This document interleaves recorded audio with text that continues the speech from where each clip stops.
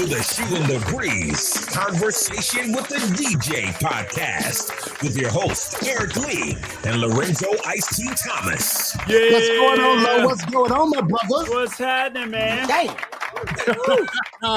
Back in the saddle once again every Thursday night. Damn. You know how we do it. Man, I get off one show and then I got to come on another, I have to say. Damn. That's right. That's how I feel right now. When you're good, that's what you got to do. Thank you very much, man. I had to grab something to eat. Can I grab something real quick? Let me get another bite real quick. Get another bite while you eat while I say this. Welcome to All Shoot right. the Breeze Conversation with the DJ podcast, where we get to do this each and every Thursday night. If you're checking us out on Facebook or YouTube or Twitter, make sure you hit the like button, subscription button, as well as notification. So every time we Yeah, hit the bell like that. just like that, so you can get the content. And of course, what we get a chance to do is, kind of shoot the breeze and have conversations with some friends, some family. For the most part, it's been all friends, and tonight will be no differently. No different whatsoever, man. Looking forward to this one. Where's my VSU stuff at? I gotta go grab something real quick. Bro. That's what I was looking for. I left my hat upstairs. I'm gonna go get it real quick. Hey, every time somebody from Virginia State chimes in, I'm putting my hat on. Matter of fact, you can hit us up in the chat lines when you get an opportunity. We'd love for you to be a part of the show. The brother that we're about to bring on tonight, like I said, Lorenzo and I have an opportunity. We were actually blessed to go to a university that pushed out so much talent in the music and the entertainment industry, and we just happen to be a part of it. So, you know what's odd? Most of the talent has come from our era. Yeah, that's true. You think about it. we had a lot of talent. Folks came through the era of when we were in the university. So, and the brother that I'm about to bring on tonight, man, Lorenzo. When I tell you, I had a chance to sit down and talk to Mark and about some of the things in the industry, and he just blew my mind. I'm like, dude, this is crazy. This is gonna be a history lesson. I'm telling you, it's gonna be just that in depth. We talked a little bit today, and he told me about some things. I was like, that's crazy. That's crazy. That's crazy. So I can't wait to get the show on the road. Ladies and gentlemen, this brother from another mother, he's worked with some of the biggest artists, the biggest labels. Give it up for my man, Mark Green, in the house. What up, Mark? Hey, what's going on? What's up, Mark? What's happening? How you doing, man? I'm good, man. I want to say thank you to both of you guys. You know how we do. Yeah, I mean, it's a privilege and a pleasure to be here with you. Yeah, man. It's definitely a pleasure and a privilege to have you on. And we've talked off and on over the years and have seen each other in different places. And I know Eric's gonna blow my mind because you kind of blew my mind when you sent me the little video and said, "Hey, just watch the beginning of this." And you want to talk about official cosign, and Eric will go through all that. But man, it's amazing what you've accomplished in your career, man. So we're so glad that we're able to have this opportunity to document it and give the brothers and sisters their flowers now. You know what I mean? So when they want to know something about Mark Green, boom, all they gotta do is pull up this conversation with the DJs. You know what I mean? So yeah. Absolutely. But first I want to give thanks to God, because I mean, when I think about my story and everything I've been through, and I think about where I am now, it's been a blessing. I'm living my dream. I mean, for the most part, I'm in good health. And when I talk to a lot of my friends, and I'm saying I'm really blessed to be able to say that I'm in, perfect health. So that's one thing I want to thank God for all his blessings. Yeah, that is true. That is true. You got to give thanks for that. Now, Mark, Yes. generally what we usually do, man, we start from the beginning, bro, and we kind of work our way. So how'd you get into, first of all, how'd you get into business? Well, How long you been in there? Because you got a story, bro. Let me shut up. Go ahead. Well, growing up, man, like all other kids, I just enjoyed listening to music and watching the movies about music, and that's all I wanted to do. And, during that time, I started taking drum lessons and piano lessons. I think I was in like 8th grade. And I guess somewhere down the line, I ran into a guy named Freddie Williams, who was a friend of mine. He was like a neighbor. And we started talking about, forming a band because he played guitar and I played drums. And I went to his house. And when I got to his house, I was like, oh my God. I looked on his wall. He had all these platinum albums from the Jackson 5. And I was like, who is this guy? And then he explained to me who his uncle was. His uncle was named Freddie Perrin. And he was the guy who produced all the songs for the Jackson 5. He wrote I Will Survive for Gloria Gaynor, Tavares, Only Takes a Minute. He even did New Edition tracks. So, he was my first inspiration to getting into this business. Okay. Good stuff. So you gotta let them know what region of the country you're from, my brother, and where all this began. Yes, sir. Right here in Hackensack, New Jersey, the big Hackensack, the big stack, y'all. I'm here in the bottom, so in the bottom we say up top. You know what I mean? Yeah, yes. From up top. There you go. No doubt. Now, Mark. Yes. How did you get into hip hop? Because one of the things that we're gonna talk about is the fact that, hip hop got a birthday this year. Yep. And everybody talking about 50 years of hip hop. And you've been around for I can't tell you all 50 years, but we're pretty close to it. See. So let's talk about your journey into hip hop. Because I heard your story and how it translated to our alma mater, Virginia State, and all the things that entail. Let's talk about that. Well, during that time, this was like around 75, 76, we had a little band. Me and Freddie formed a band called Black Pearl. And we were playing all around, local areas in Bergen County, New Jersey, doing cocktail sips and parties. And by 1977 or 76, 77, disco started coming up, and it's coming in strong. So by then, a lot of the bands started to dissipate because, the funk band started kind of fading out because the disco was coming up. Mm-hmm. So our band, for the most part, broke up, and I decided just to keep the equipment, and I started, plug my turntables into the speakers and learn how to DJ. So I spent months and months practicing my craft, and when I was ready, I decided to hit the road. So the first event I did was at the high school. I did a party for free, and that turned out well, and somebody asked me to do a graduation party, and before you know it, I was doing a bunch of parties. And by now, this was 1976, 77. I had made a name for myself. That's me right there. That was my first turntable. Hey. Now the struggle is real. Look, all you DJs out there with your little Seratos, your little Pioneers DJ, whatever them things are called. This is before the 1200, before the drive. You got to put a nickel on that thing to keep that needle down. That's right. I couldn't afford two techniques. I had one technique, and then I had that contraption there. Hey, Mark, you didn't have the closing play? Do you remember the closing play, dog? Do you remember those, Mark? Yeah, I know you do, man. That's funny because this picture's from 1976. I was doing a party at the high school. It was a graduation party. Yo, hey, Mark, do you remember when you would buy a cereal box and then you would get a record on the back of the cereal box? Do you remember those days? Yep. Oh, my goodness. Forget the prize. We wanted the record on the back of the cereal box, man. That's right. Wow, old school. Yeah, man. So, from that point on, I started DJing around town. I was making a name for myself. And one day, a guy approached me. I was in Inglewood, New Jersey. He asked me to be, to come to the Bronx to be in this battle of the DJs. So I took him up on it. It was like during a weekday. I don't know if it was like a Thursday or Friday, because my partner, Rock Bottom, he couldn't come with me. So I went by myself, set up my equipment. When I got into the gymnasium, it was 3 crews, myself and 2 other crews. So I started off first. I'm DJing, I'm rocking the party and everything. Next thing I know, about 30 to 40 minutes later, the next crew came on.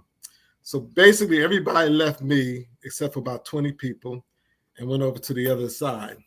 So by now I hear a lot of commotion going on, and I saw some guys on the mic, and I was trying to find out what was going on over there. So I killed my set, packed it up, and then I decided to walk over to see what's happening. By that time, I think it was either 4 people or 2 people that were on the mic that started talking on the mic. I don't know what they were saying, but it sounded good to me, you know. Right. By the time they finished their set, the other group went on, and they started doing the same thing. So that night, I packed up my stuff, and the next thing I did, I went home and wrote my own rap and became ghetto famous the following week.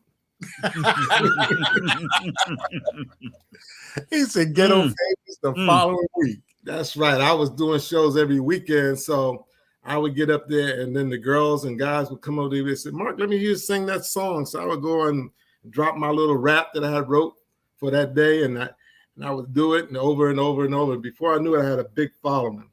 Okay. At that time, I was going to school with a guy named Guy O'Brien. He was a freshman, and I was a junior at the time. This was 1977. And he used to, you know, come to a lot of my events that I was doing. Right. And that was a big year, 77. Yeah, that was a big year. Because right after that, I got approached by Jerry Bledsoe, who was a radio DJ on WWRL in New York. Right. He asked me to be the first DJ on the TV show that he had called Soul Alive. So I went on Soul Alive. It was on WPIX, Channel 11. Went on there and I did my little DJ set. The show was on PIX? Yeah, it was on PIX. Yeah, that's serious. Yeah, it was serious. Yeah. You know, it was like a Soul Train, but it was based on high school. So all the high school students would select different students to come up there and dance, and you would have a guest DJ, and that's how that kind of went down. Let me ask you this: 1977. That was the year of the blackout, right? That's what I was going to get to. Oh, okay. Eric is laughing. Dude, no. I don't know. Listen, I don't know the story. No, I think Mark has told Eric the story. He told me the story today. I know it's so. 77 was a big year. It was a big year for hip hop. For hip hop, go ahead, Mark. That's what happened by 1977. You know, rap was only going on over there in the Bronx and maybe some other boroughs, but in Jersey, I brought it here, and it was starting to pick up momentum. The same thing with DJs. By the time the blackout hit in New York, all the stores, people were robbing stores and stealing equipment. By the end of 1977, everybody was DJing and rapping. I couldn't even believe it. I was like, oh my God, this is like something I couldn't even think of. And so in 1977, all that started taking place. By 78, Guy had already formed his little crew, and he started DJing and doing his little rap stuff. I was who was that again? You by 1978. Which group? I mean, Guy. He was called Phase. He had a group called Phase 2. I think it was him and another guy from Hackensack, and they had their little DJ set up, and they were doing their little rapping and stuff. You know, so by then I had met this guy in person, Freddie Perrin, who was the producer for all those top records. He was the Teddy Riley of his time. Let's just put it that way. Okay. He did everybody from LTD to the Bee Gees to you name it. So when I met him, I was so excited because I had decided I'm going to be a DJ. That was my day. I was going to school. I was going to be a DJ. And Freddie said, no. I said, Freddie, you know, I was on TV. I did this and that. I'm going to be a DJ. He says, no, Mark. He said, listen, you don't want to play the music. You want to make the music. He told me to go to Howard. He said, study music, learn how to play all the instruments, and you come out and you produce and write the songs. And I said, okay. I went to Howard. I went down there for visitation, but I had been in the streets all my life. So going to Howard, I just didn't see I was going to graduate. I saw too many opportunities to make money. And I was like, in DC, for sure. DC. Right. And I said, this ain't going to work for me. Yeah. And Howard is located like right in the middle of the city. Yeah, for those that don't know. Right. So it's not a campus per se. No. Right. And you know, I had a lot of family in Virginia, so Virginia kind of made sense to me. So as soon as I got down there, I rolled down there with all my equipment. I was DJing at 2 clubs, Mr. J's in Petersburg and another club in Richmond. I think I was DJing from Thursday through Sunday. In my freshman year, I ended up being on probation because I was never at class. I kept missing my morning classes. And okay. Yeah. You know what? Now I'm not really mad at you because my freshman year, I ended up on probation. The my first year, first semester, and I'm gonna blame it on your frat and the Deltas. I'm gonna blame it on the students. I'm gonna blame it on the Deltas because y'all threw parties that whole first semester, and I don't think I missed one of them. Right. So I ain't had time to study. That whole school thing was a whole new experience. I'd never seen so many fine Black women in my life. Right. I got down there and I was DJing. I was making a name for myself. Hold on. Before we do that, we talking about the 50 years of hip hop. You didn't got to Virginia State, but before you got to Virginia State, one of the most influential songs that was ever created was ushered in by you some form of fashion. Can we go back to that? Sure. Well, talk about it. Well, first I want to give credit to Master G because if he hadn't co-signed the story, it would never have been told. Master G, my mellow is on you. So what you gonna do? So for those of you who don't know, Guy O'Brien became Master G. And again, he gave me credit for introducing him to hip hop, to rap. Because back then we didn't know what we just called it rap. It wasn't hip hop. It was just something that we did. It was called rap, So I thank him for allowing me to receive my credentials as an early influencer of hip hop. MAS, a TER, a G with a double E. That's right, my dude. The rapper's delight.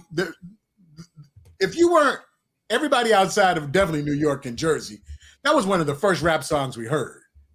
Yep. Sugar Hill Gang. And the fact that he co-signed it and said, yeah, Mark was the guy that introduced it. Now, you told me when you were telling cats at Virginia State, you introduced that, nobody believed you. Nobody believed me. After a while, I just stopped saying it because, by then there was a lot more guys who were more talented than myself. And we had a lot of guys who could just spit from just looking at you. I wasn't that type of guy. I had to write my stuff down and study it and then kind of, do my thing. Well, hold on. Let's hear from the horse's mouth. DJing hip hop and rapping, DJing and rapping. Exactly. So right about that time, right around 77, I got the ideal. By this time, I was living in Hackensack. I got the ideal to start DJing in my neighborhood to make a little money. That's right. And then I got turned on to rapping by an upperclassman. Okay. So now I'm rapping. I'm doing this thing. I'm going through Hackensack. I'm in Englewood, and I'm moving around. And by happenstance, I run into the store. Hold on there. So rap music had reached Jersey just through tapes. You were getting word of mouth. Okay. I had never even heard it. I had never heard anybody rapping from New York. Okay. The only person I heard rapping was a guy named Mark Green, who was an upperclassman, went to my school, and I heard him rapping at a party in Hackensack. And is that Mark Green of Celebrity? Yes. Okay. Yes. That's my man. There you Mark go. Green. What's up, Mark? Shout out to Mark Green. Shout out to Mark Green. Wow. Yeah. That's major, man. That's major, baby. That's major. So everybody from state that ever doubted Mark, we got it. It's documented. Wow, that's great. Because I tell you, like I said, I'm not trying to be a rapper right now, or I'm not even trying to be in that game, but I just want the story to be told as we're talking about the history of hip hop. Right. I was there. Yeah. Hey, Mark, can you elaborate for those that may not be aware of that? Because we're talking about, one of the first records in hip hop, but how important the not even the mixtape, just the live hip hop tape was around the tri-state area. You had to make sure you had the most recent Grandmaster Flash and the Furious 5 or the Cold Crush or the Fearless 4. Those tapes were circulating throughout the city, and we would go wherever we could to try to find how we can get them tapes. In fact, some of them would be sold in the OJs. You see what I'm saying? You can get into OJ and you can get some of the mixtapes out of that. And that's how I was kind of introduced to hip hop by way of the mixtape. So talk about, well, not even mixtape, just the tapes themselves. Talk about how important that game was before everything went to vinyl. Oh yeah, definitely, because that was the only way you really heard about what's going on. You have to remember, we came up, we were in high school, so a lot of people couldn't really go out to the clubs or venture over to the city. You know, I had a car, so I was all over the place. But the mixtapes were very important, and it was almost like it was like a secret society to get them. Right. Where'd you get that tape from? You know, no, it was almost like trying to buy some drugs in order to get exactly. Exactly. You know, some of the drug dealers were selling the tapes. They sure were. That's right. Yep. No, really, it's like the memory's coming back. Not that I bought drugs, but you know what I'm saying. I got some weed. I got this 8-track. I mean, people would pay a lot of money for those tapes. I mean, you know, $20 sounds like a little bit now, but that was a lot of money back then. Right. Shout out to Heart Attack. What's up, Tack? One of my favorites was Grandmaster Caz and the rhyme he had about Yvette. Right. You know what I'm saying? A long time ago that I'll never forget, I got caught in the bed with a girl named Yvette. You know what I mean? And someone's knocking on the door. Right. And somebody coming. Yeah, me. You know what I'm saying? so that was like one of my favorite rhymes. If I heard it, I could probably say it with it. But and that's why Grandmaster Caz is respected the way he is today, to this day, as one of the best to ever do it. Yes, and I'm glad he's gotten his credit because we all know the story. Right. Yes. Right. You want to share a little bit of that because were you around for some of that? I wasn't around for that because I was hanging out in the clubs, all the clubs that was happening back there, right, and going. But again, this was it was new. It was just something that we were doing for fun. It wasn't it wasn't about making money. As I was with yesterday, I was at this event and I can't even think his name. We were talking and he was just talking about how we all did this back in the day for love. Right. Yeah. You know, and that's basically what it was. Nobody thought this was going to go any further than where it was at the time. Mm-hmm. We didn't think there would be 50 years later we'd be talking about and all the money that hip hop would be making. Yeah. Right. You know? Exactly. Sylvia Rome did see something. She had a vision. Yeah. Sylvia Robinson. I'm sorry. Yeah, Sylvia Rome. Yes. Yeah. We all know who Sylvia Rome is. My fault. Yeah. Shout out to my man Thomas Williams, VSU in the house. Thank you, brother, for checking in. I love it. He said, "Yeah, got to throw the state hat on." That look a little small. Look a little small when you miss. Okay. Can't put it over that. So, let's go back to state now. So you at state now. So I was at state. You know, by this time it was 1978. And guy called me up. He said, "Yo, man, we making a record." I said, "What are you talking about?" He says, "Yeah, we're making a record off, Good Times." And I said, "What?" And he played me the record, and I got so excited, but I did get jealous too. I ain't gonna lie. Mm-hmm. I was like, "Damn, he's making a record. I should be that guy making the record." Mm-hmm. So when the record came out, I mean, I was in college, so I was down at V State. They sent me the record right away. I was probably one of the first people in Virginia to have the record because I had made that connection with Sugar Hill through Guy. And I remember even playing that record one day at Mr. J's club. He didn't like the record, but everybody and the mother wanted to hear that record. They kept requesting that record over and over and over. And at that time I played the record. He came and threw the record off the radio and off the record player and actually picked me up and started choking me. Wow. Yeah, it was crazy. So I ended up leaving that club and trying to sue him. That's during important. that whole time, I think around Thanksgiving, I went home, and when I came back, my apartment had been robbed. They stole every single record I had. They stole my clothes, all my speakers. I had a drum set, a saxophone, a keyboard. All that was gone. My place was empty, and that pretty much ended my DJ career because I didn't have the money to purchase all those records I had accumulated over the years. Right. I didn't have the money for the turntables. My parents were not buying me anything. They didn't care. they was kind of happy because I almost dropped out of school. So they was happy. So that was it. I couldn't DJ no more. Man. So how'd you wait, were you living in Petersburg? I was living in Petersburg on River Road. On River Road, River Road Apartments. Yes. Oh yeah. Know that area. Yeah, we spent a lot of time over there in those apartments. Yeah, man. They knew where you were and they knew where you lived. Yeah.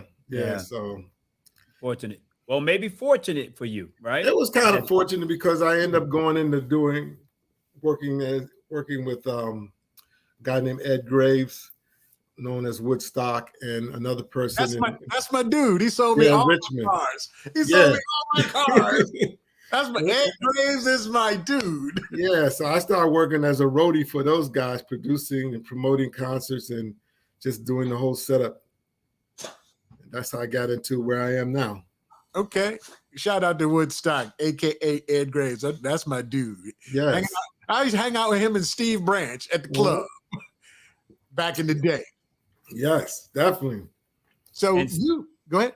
And Steve Branch has been on the show already, Mark. I don't know if you know. He's been on. He's been a guest. Yeah. Steve been on the show. Yeah, he has. So, you know, during that time, after G and I had hooked up, he got me an opportunity to intern at Sugar Hill Records. So through 1981 all the way to 83, I was there doing intern. Mm-hmm. And I started learning a lot of ropes there. I was working as an assistant engineer with a guy named Billy Jones, who later came in. There was another engineer named Shamik, who was a little bit younger. But during that time, me, Angie Stone, Angie B at the time, we were good friends. Me, Flash, and Melly Mel, we all knew each other. I would always be in the studio with Sylvia Robinson. And then, as they say, we fix it in the mix. Yeah, we did everything at night. After the songs were cut, me and the engineer would be in there and we would fix it. Sylvia would come in and she may stay a half an hour, 30 minutes, depending on what it was. She said, change this, change that. And then she was out, you know. The thing with her, the good thing with her, she took a liking to me. So she took me everywhere she went. You know, we did any shows in the New York area. I was with her. I just learned a lot from watching her. Right. And some people, tell me if I'm wrong, Mark, but that's Sylvia Robinson is the same Sylvia that did the Piddle Talk. Yes, song, exactly. Right? Yep. Okay, yeah. Yep. Which Janet Jackson just recently remade. Wow. Yeah, she just did it, and just how Janet talks and how she sounds. So there's a pretty good job on it too. But Sylvia, that was a sexy song. So. Yeah. There was many things happening during that time in the studio, you know. And I just think about one time when we had this group called Positive Force, and Sylvia was signing them, and she decided she wanted to make them the band for the Sugar Hill Gang. But at the time, they turned it down. They said no, they just wanted to concentrate on doing what they did, and that's when she formed the other band with Doug and Craig David and a few other people. Okay. So when you decided to take this hip hop thing serious, and you hooked up with one of our boys that did the show. Duckett was our first person outside of our radio cats. He was the first industry guy that was on the show. So you and Bobby Duckett, how all that went down? Tell us. I can't believe Bobby Duckett was on the show. He didn't talk about me. Him and I were like two peas in a pot. We were everywhere. We did everything together. Right. You got Hush Productions at that time, right? Yeah, we were at Hush Productions. I came in and we were both hired at the same time. Bobby was there probably a little bit earlier than I was. And I had already met Bo and Melba when I was in college, because when we were in college, I met two people and I asked them for a job. It was Melba Moore and Phyllis Hyman. Both of them told me to call them when I got out of college. So I called Melba and she told me to come meet with Bo and Charles. So when I met with them, they gave me the job and they said, we want you to work with this guy, Bobby Duckett. So me and Bobby started off from the beginning. We went from Lilo Thomas to Eddie Murphy to Melba Moore, Melissa Morgan, Freddie Jackson, Najee, Ray Goodman and Brown, Force MDs. I can go on and on and on, but we were on the road forever. Okay, that's what's up. Yeah. Now, You said something. You said something that because all of us got stories, and you said Phyllis called you. Yes. And I'm a big Phyllis Hyman fan. Yes. And in this picture right here, is this Keith Washington, right? Yep. Keith Washington, Howard Hewitt, and Tommy the Hitman Hearns. Yes. For y'all that don't know who Tommy the Hitman Hearns is, if you watch Martin, that was the one that beat up Martin. Right. But I say this because Phyllis, man, I love me some Phyllis Hyman. And she was performing at the Hampton Coliseum, and I went to go see her perform. Now, I thought she was going to headline. Keith Washington had the hit, the biggest hit, because it was on like a soap opera, Kissing You. Kissing You. And he was going to close the show. Phyllis wasn't feeling that. She was outside telling everybody that she was not going to perform that night. Wow. And everybody in the Coliseum was like, what? She said that I am not performing because they got Keith Washington closing the show. Dang. And you talking, man, that Phyllis was off the chain. But you talk about a sister that could sing. Yeah. Wow. Yeah. I remember that. She was out because we were like this. You know, Phyllis is a tall woman. Yeah, she's tall. She had on heels. And she was in front of the Coliseum. It was like, not performing. Y'all can go see Keith. Whoa. Did she end up performing that night? Nah. Wow. That was, man, I cracked up laughing. I said, this is some messed up stuff here. But I've seen Phyllis perform all over the place. So, but the fact that she did that, I heard stories that she could be a diva. And she was a diva that night. But the fact that she reached out to you to bring you on, that's kind of hot there, Mark. That's kind of hot. Yeah. I mean, I had a lot of great opportunities. One other opportunity is during the time of hip hop. It was 1985. I was called in to manage a group called the Boogie Boys, and at that time, Fly Girl. Yeah, and that was like my first major tour where I was totally in charge of everything. I was the road manager, tour manager, and when I was out with the Boogie Boys, we got picked up to be the opening act for the Swatch tour, which was the Fat Boys. And that tour ended up later on turning into what you now know as the Fresh Fest. So we were on that whole tour. I still got my jacket from the tour. Man, and some liquor back there. I see. Yeah. He still got your jacket. That was the first concert. Was that the one with Run DMC? Yeah, they ended up coming on because at that time, the Fat Boys was hotter than fish grease. Right. They had the movies out and everything. Right. So they had the Swatch tour, and then they became the headliner. And then we brought on Run DMC, Curtis Blow, LL Cool J. And we toured, I think we had one record. I think we toured for like a whole year. And the crazy thing about that is like, leaving I'm in the New York area, the tri-state area. I'm thinking I know everything about everything. But what I didn't realize is that there's more niggas that was kind of like slicker and crazier than us in different places. I mean, I got beat in Birmingham, Alabama, and then there was Nashville, Tennessee. So, as I tell people, there's projects and gangsters in every city. Yes, sir. It's not where you from, it's where you at. Where you at, right? That's right. So we were in, and one thing I learned about when we were on the road, the different areas where hip hop was almost stronger than New York. And I look back, I remember going to California. California embraced us like we were movie stars. That place back in the 80s, because you got to remember, early 80s, we were doing nothing but roller skating rings, little nightclubs. Right. And that was it. When we went to LA, we were doing arenas and theaters. I couldn't even imagine what we were doing, but we went to different places in LA, and it was just crazy because they just embraced hip hop. And that's probably why they sell so many records out there, because back in the early days, they embraced it more than New York. Right. Shout out to my girl Vita. She's in the house, VSU. My girl, Fresh Festival, all that. Yeah, VSU definitely checks in on when we do this thing, man. Now, we talking about, what year is this?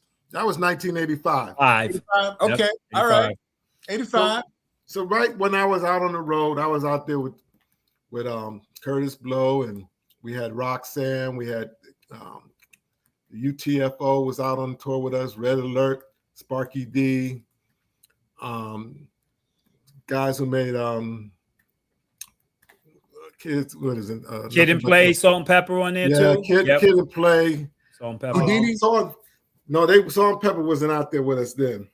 Matter of fact, after I had left the road, I went to become an agent, and they were one of the first groups I signed. The first groups I signed as an agent was Salt and Pepper, Kid and Play, and also Jazzy Jeff and the Fresh Prince. Is this something that what's this right here? Yes, that was my first letter that I sent to Will Smith. That was his first show. It was 1986. He had graduated in June. That show was in August. And the first show we did was at the Latin Quarters. And I hadn't seen Will in 30 years. And I ended up running into him. And I gave him a copy of his first letter and contract and his business card. He was in shock. He couldn't believe it. I think I've seen this picture. Yeah, he was like, where did you get this card from? How did you keep that letter for so long in the contract? And that was crazy. I was so excited because, by now, Bill's a movie star. Right. I signed him when he was nobody. And Vita, like, wow. Yeah. Now, as soon as I saw this, I was like, hey, Mark, was this pre-slap or post-slap when you ran back up on him? Yeah, that was pre-slap. Pre-slap. That was pre-slap. Yeah. So we were together, man. And what happened was he was doing a book tour. Right. And I was determined to see him because I said, man, I ain't seen this guy since I signed him. I ain't had no passes or anything. So I ran into Charlie Mack, who I didn't know at the time. And I was asking him to get me backstage. And he was like, I can't do it. Is he the first on the limo? That dude? Yeah, that Charlie Mack. So I showed him a copy of the letter and the card. And he asked me, could he have it to show Will? And I said, all right. I said, well, just get me backstage. And after I gave it to him, he said, I can't do nothing for you. So I was angry. I was mad as hell. I was sitting in the damn show. I wasn't even paying attention. Nothing was going on. I said, why the hell did I give him my contract and this and that? But out of nowhere, Charlie found me in the theater. This was in Brooklyn at the King's Theater. He found me and he said, listen, man, Will and Jeff want to see you right away, right after the show. So meet me backstage. So I was back there on the side of the stage and I had no credentials. So the cops were trying to throw me out. And just as they were throwing me out, he came out. He said, no, let that guy back. So that's when he brought me back to meet Will and Jeff. And it was like a beautiful reunion. Right. That's what I'm talking about. Incredible story, man. That is incredible story right there. The fact that you were there at the beginning. And Will is still the same person. He really hasn't changed that much, from all the early years that you were working with him. And I know I've interviewed him early in my career and have had the opportunity to sit down and interview him in a trailer for like an hour and a half. And what you see with him is what you get with Will, Wow. I mean, pre-slap, of course. Right. But he's still the same dude, man. So I know he embraced you and showed you nothing but love and appreciation. Yeah, I was totally shocked. I just wish I had more time to sit down and talk with him. But there was Melly Mel and Eric B and all of them that was waiting online. But Charlie Mack just brushed me through all of them and put me right to the forefront. So I was excited for that. Yeah, Charlie Mark is responsible for this. I think they're calling it something going on in Atlantic City. Yeah, Atlantic City. Yep. What is it called? Hip hop. 50 artists, right? Yep. Yeah, he's the brains behind that. Wow. Yeah. So when has it happened yet, or is it coming up? No, it's coming up. It's coming up. Okay. In Atlantic City. Yeah. Yep. That's what's up. Look, if you're checking us out, feel free to hit us up in the chat line. Love to make you a part of the show. If you're checking us out on YouTube, make sure you hit the subscription button as well as the notification button. As we provide this content every Thursday, you will be notified, let you know what's coming down the line. And if you're on Facebook, do hit the like button. Shout out to my man, Jerry Carter, Jacques Cartier, first program director. It's Miller time. It's Miller time. WFOS Norfolk, my man. So now you started your agency. You're signing Salt and Pepper, Will Smith, all that. What's next? Well, it wasn't my agency. I was working for ABC. ABC, okay. got a job to work at William Morris. I was there for a short time. They decided to move me to LA, and I was a New York guy, so I wasn't trying to move to LA. So I left. Man, he's done all this stuff before we even started our radio career. I started my radio career. We haven't even started radio yet. I'm like, damn. Go ahead, Mark. Yeah. Sorry for interrupting, but it just hit me. I'm like, yo, we haven't even started yet. Yeah. No, I didn't want to go. I had already signed. They wanted to put me back in the mailroom. I had already signed, Tyrone, Fly Ty. He gave me a lot of groups. He gave me Biz Markie, MC Shan, Roxanne Shante. Right. I had signed all of those guys to the agency. But at the time, hip hop was too new. And the agency didn't know what it was. They, my boss and I got into it. He was like, listen, I'm tired of you booking this shitty shit and shabby shab. You better book some BB King and Bobby Blue Bland. You got to realize that back then, hip hop, the average fee was $1,500. If you had a good record, it was $3,500, but it never went higher than $5,000. So we would travel $1,500 to $3,500 for damn near a year doing shows all over.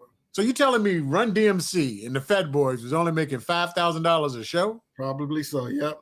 At the high end, maybe 10, but it was never more than that by the time they became, because, realize that no one knew what was going on with hip hop, especially the record labels. They had no clue what to do and how to do it. When I finally got my job in the record business, I was in charge of the rap department, and it was like they had no clue. They signed a bunch of junk. I mean, so many rap records that we signed, you probably have heard of. We probably had the worst label there was out there in terms of R&B and hip hop. After taking over the job in rap, I decided that it's time for us to make a record. So I went on and got a friend of mine named Crush, DJ Crush. You there? And him and I had knew each other from Virginia State. And we talked about forming a company. The company was called On Cue Records, and his company was SGL Productions. So we put this company together. Who's that, Crush? Yeah, that's Crush right there. I do. What up, Crush? What's up, Crush? Yeah. And so him and I put together this idea of doing this record. I came up with the idea of taking the song Midnight Hour and making a story about why they always playing rap music after 12. Because if you remember back in the day, they didn't play rap music during the day. It had to be after 12. Right. That's when it came on. We talk about that just about every week when we have people on. It's like, for you youngins that listen to rap at 6 o'clock in the morning, you couldn't do that back in the day. No. And you gotta take your hats off to Red Alert and Chuck Chill Out and Flex, and also Ralph McDaniels, because these were the guys who actually gave us an opportunity to hear and listen to our music. Right. There was no platform, there was no MTV wasn't playing our shit. Nobody was doing none of the stuff that we were doing at the time. Right. So at this time, Crush and I had started our own label, independent label, and during that time when we were doing the label, we were recording in the studio in Jersey, and there was another group that was coming in there recording at the same time. And they ended up changing their name. Their first name was New Style. And then they were recording the record, and the record came OPP, and they changed their name to Naughty by Nature. So they were coming in when we were always coming out. We were in the studio at the same time. So our records dropped the same time. Okay. So what happened with our record is eventually I went to Red Alert because I knew him from the Fresh Fest, and I would say, Red, here's my record. And he was like, nah, not ready yet. Went back to him again. We made some changes. He said, nope, not yet. So at this particular time, I just said, let's just do something different. I decided to take Latin music. We were probably the first people to do this. We took the Latin keyboards, the familiar Latin keyboards that everybody knows that sound, and we put it in a rap record. Okay. And that rap record, we just pressed it up. We just said, forget it. We're just going to press this record up and go for it. We pressed it up, and I gave it to Red Alert, and probably a few weeks later, I'm riding down the street in my car, and I hear the record on the radio. I think I turned that radio up to 10 and rolled down all my windows. I could not believe my record was on the radio. That was the highlight of my career, hearing a record that we wrote and produced on the radio. That's called what's Midnight Hour by Spice MC. So MC. Okay. Yes. So that was 1989. Right. So again, rap music was just really coming up. You know, the Boogie Boys were one of the first people to have a record on a major label. They were on Capitol. Curtis Blow, I think, was the first one, and then Houdini. And I think we were like the third to have one on major labels, because as you may know, none of the labels were signing no rap music because they didn't know what it was and what to do with it. True. Right. Everybody all the independents had the labels and they knew how to work it underground. These guys had no clue. The funny thing about it was when I was there at EMI, I'm trying to tell them what to do and how to do it, but nobody listened to me. I don't know, because the way I dressed or the way I talk.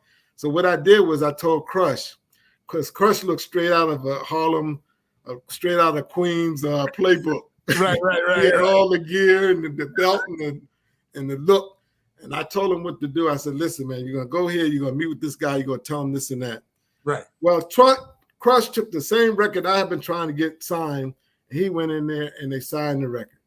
And they offered him a job to work at the record label. Man, somebody call Crush, get him on the line. Man. Yeah, he knows how to talk to those people. Yeah. But the problem was Crush didn't want it. I said, come on, man, take the job. He didn't want to take the job. And, he kind of made comment that, he basically said what I told him to say, and we got the record deal. We got the deal done. Right. Wow. Well, you got to realize back then, rap record deals were like $5,000-$10,000. The most was at $40,000. I think Hammer's first deal was $40,000. And he sold at $10 million records. Yeah.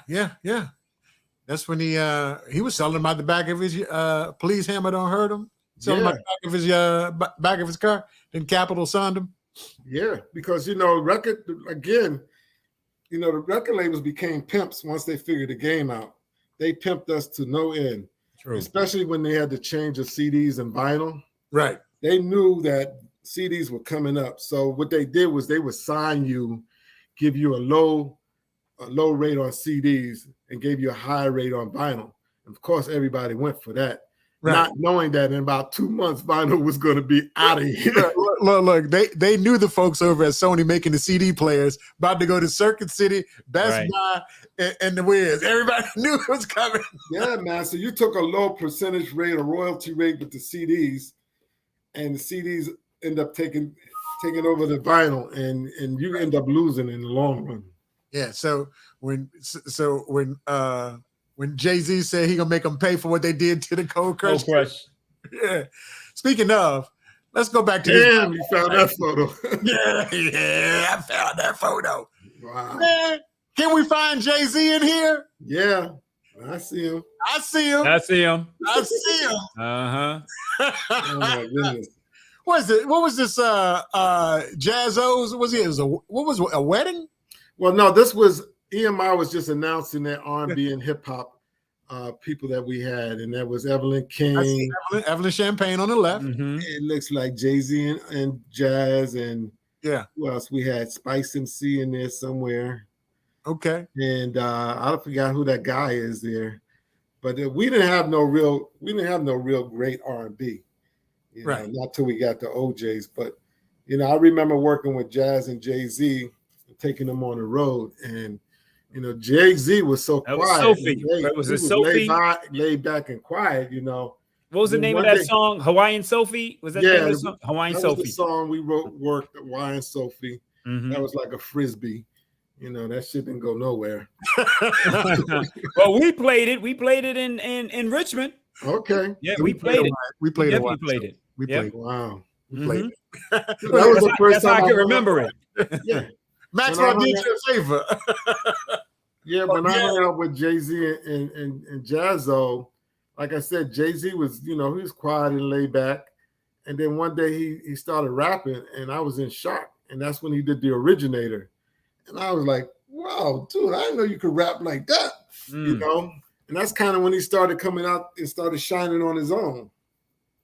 Yeah, that's what's up, man. That's funny to see. When I saw that, I was like, "Is that Jay-Z in the cut?" Okay. Yo, and I remember those hats too. I had some of those. Yeah. It said the Jazz on the side in red. The front was red, black, and green, right? Yeah, exactly. Yeah, I had one of those hats. Oh, wow. Snap. Yeah, you know I had to have it if I remember what this is black and white. I remember the colors of it. Yep. You sure you hit it right on the nose. Man. Oh man. So that's a crazy photo right there, man. Oh, that is a crazy photo. That is a crazy photo. Now you said you spoke about Curtis Blow, and for a lot of people, they felt Curtis Blow was one of the first or the first rap record. We would always get into arguments. Was it Sugar Hill? Was it Curtis Blow? But the picture right here, man, look at here. You talking about the basis of hip hop, and somebody might say, well, who's the guy to the left or the right, depending on where you're standing, of to the left of Curtis Blow? That's Leor Cohen. Yep. Mm-hmm. And for folks that don't know who Leor is, that's Russell Simmons' partner, who started Def Jam. And he's also Kevin Lyle's partner, who started 300 Entertainment. So what the hell is 300 Entertainment? Meg Thee Stallion. Mm-hmm. What's it? Young Thug. He's got, Gunna, all of those. And he's also responsible for Method, Jay-Z, Redman, LL, EPMD, Foxy Brown. All of that came under Leor, who's a big part of the culture. So, and Leor was on the road with us. I think it was the road manager of Run DMC at the time when we were on the road back in the 80s. That's right, he was. Yeah. And Def Jam. Yeah. The biggest, with the biggest label at hip hop at one time.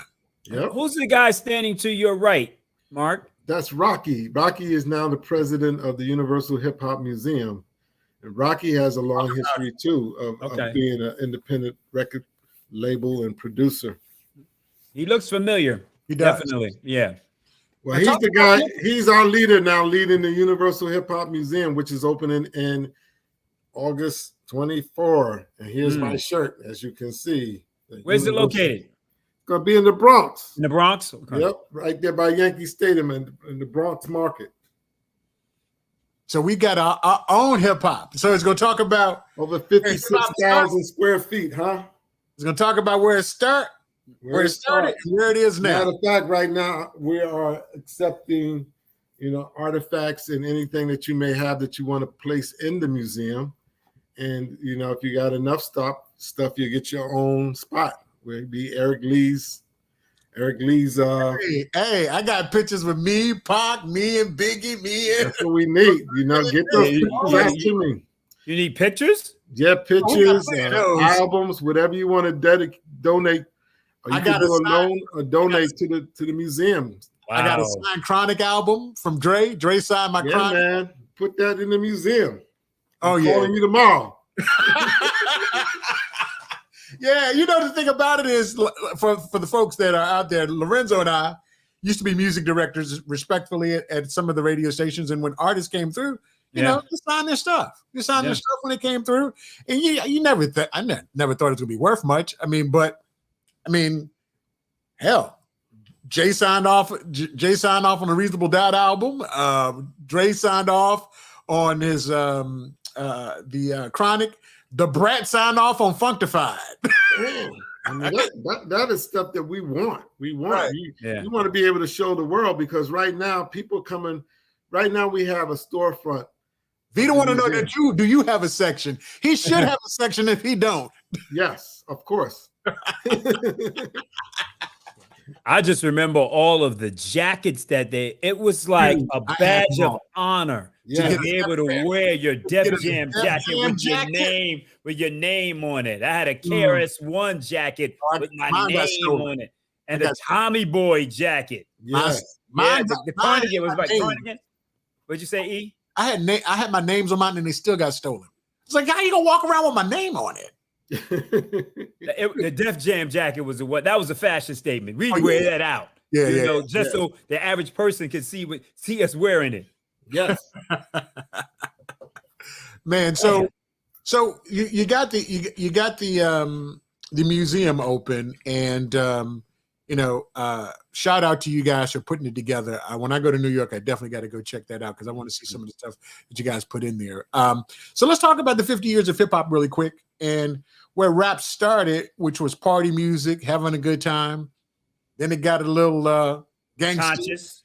Got conscious first, right? Conscious. Then it got gangster. Mm-hmm. And what is this drill rap now? I mean, it's changed so drastically. So the stuff that we used to, party and hang out to, it's kind of hard to, for me, it's kind of hard to listen to. Yeah, I have no idea. Okay. No, we sound like old folks now. We are. No, absolutely. Yeah. Even with the trap music, it took me a minute to get into that. But, you know, I mean, again, you have to look where hip hop has come and where it is now. I mean, basically, we are financially responsible for a lot of product that's being marketing and sold. Right. Fashion, you're talking music, you're talking electronics, media, anything that has to do with anything, hip hop has a piece of it. Right. And it's unfortunate that the people who created it aren't getting paid like the people that are getting paid now. Mm. Me as an agent, I know what people get paid. So when you see a guy like a Melly Mel or Curtis Blow who have tons of hits, and then there's a guy that just comes out yesterday and he's demanding $25,000-$40,000 to perform for one single. I mean, a lot of these young guys are becoming millionaires in a weekend because they're asking for $200 or $300 a show, and people are paying it. Man, it's back then when Drake first came out, it was just unheard of. He was asking for like $300,000. People was like, "What?" But people paid it. Yeah. So when you see stuff like that, it just escalated. I remember when I first started my agency in 1999. Rap, a lot of the major agencies weren't really into hip hop. It wasn't until when they saw that Jay-Z, Method Man, DMX, that tour that happened in 1999, I think it was. I was there. It was successful. There. Yeah. And when the agency saw that, they went after everybody. They were offering them movie deals, commercials. Because at that time, I had signed a lot of underground rap that wasn't known back here. It was Juvenile and Little John and the East Side Boys, 8 Ball and MJG. I was booking those guys before they even became popular here. They didn't even really have any record deals. And then once the record came out, the Ludacris and all that, all the major agencies went after these guys. And before you knew it, I started losing everybody. So what would you say the reason is? Because just a stat recently came out this past week that no hip hop record has been number one, or no album has been number one on the charts as of yet. And we're halfway through the year and it hasn't happened. What do you think the reasons are for that, Mark?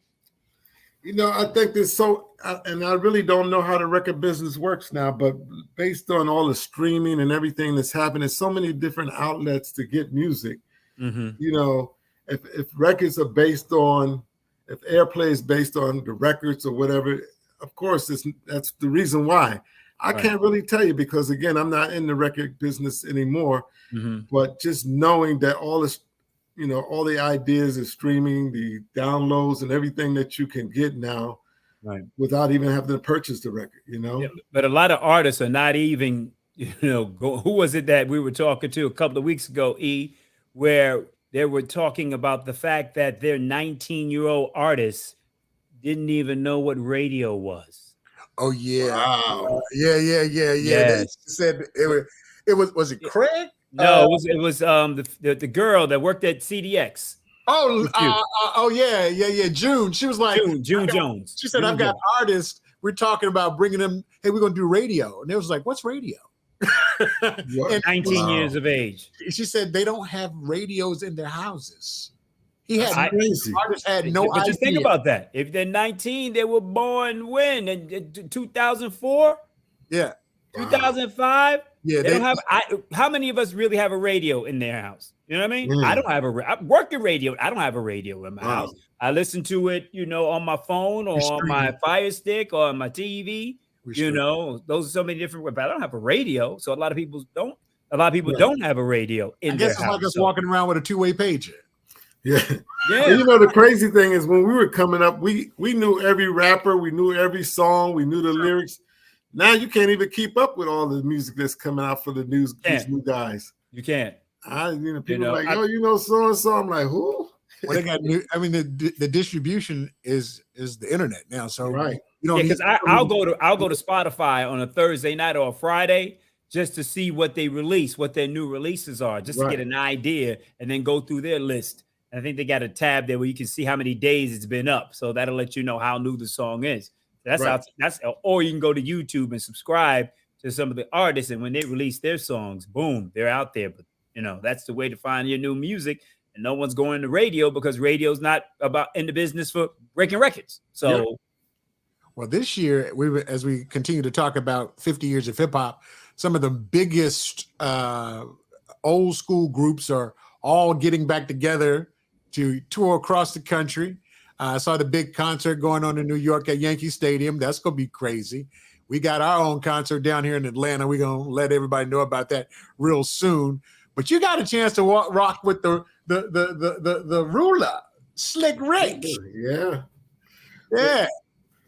I've been blessed to work with so many people. A lot of times people, I guess, they look at me like I'm always posting pictures with me and artists on my Instagram. What you working, brother? But the thing is, sometimes I forget all the people I work with, and I try to put stories behind the Instagram posting so I can remember, some of the things that we've done. I mean, there's been so many people I've been blessed to work with, and that's the only way I can keep up with who I've worked with. But it's what you do, Mark. It's your job. So that's what Instagram is all about. People are living vicariously through other people and what they're posting on IG. So that's what they tell us to do. Hey, show people your life and what you do, Right. So, so that's what you do. So that's what you do. I think that's where I saw that Will Smith picture, because I think he posted that. I knew I saw that before. Yeah, because somebody, when I got into Instagram, I was like, I don't know what to post on here. And somebody says, well, why don't you post the people you work with? And that's how it all got started. So, I try to take a picture with everybody I can, because when I look back in my career, I look back at some of the people that I wish I had taken pictures with, and I say, man, like I remember one time working with, meeting Gordon Parks, and he invited me to his house. And I remember he gave me a signed picture of the picture with the lady with the mop behind the American flag, that photo. And I thought about him and a bunch of other people that I worked with over the years that I didn't have any photos with, who were legends, So to me, whenever I get an opportunity to grab a photo, to have a discussion, it's an honor for me. People are asking, what's your IG, Mark? Celebrity Talent Inc. So I think that's what it is. Speaking of, let's go back with the God and Mr. Cheeks. Mr. Cheeks, yes. It's been a long time. Yes. Since I left you without a strong beat to step to. There you go. You know it. Oh man, yeah. Time's up. I'm sorry I kept you. And Mr. Cheeks. So I mean, you've worked with a number of artists. Do me a favor, because we talked about this a little earlier, and we've seen movies like The Five Heartbeats and heard stories of artists not getting their due, or were so early on in the game they didn't understand contracting and things of that nature. Let's talk about some of the stuff that we talked about earlier, like Houdini, and as well as Grandmaster G from the Sugar Hill Gang. Yes. Well, Flash. So what started happening, and this happened a while back. I think I was online one day and somebody was trying to coin the frame hip hop, or trying to incorporate it. And it brought to my attention when I was managing Grandmaster Flash. I looked into it, and Flash didn't have his name incorporated. So I called my lawyer and I told Flash, you need to incorporate your name because you're doing too many shows overseas in 13, 14 countries all over. And anybody could take your name and you wouldn't be able to use it. So I was able to convince him to incorporate his name. But as you would see later on going forward, as certain people left the groups based on whatever this disagreement they had, somebody went and filed a name. This happened with Kool and the Gang, with JT Taylor and Kool and the Gang. It happened with Houdini and also with the Sugar Hill Gang. You know, I got in a lawsuit and got sued by Joey Robinson before he died because he was going out as Master G. And Master G had came to me basically when hip hop started turning around for the older hip hop. And he said, listen, man, I want to go back out on with the group. And I said, well, you know, Joey is going out as the Sugar Hill Gang and he's using your name. He says, yeah, but I talked to my lawyers and we could go out as Master G and Wonder Mike, formerly of. So I said, okay. I started booking them. And then before I knew it, I got a call from Joey asking me to stop booking them. And I ignored it because I spoke with G's lawyer. He said it was legit that they could use it.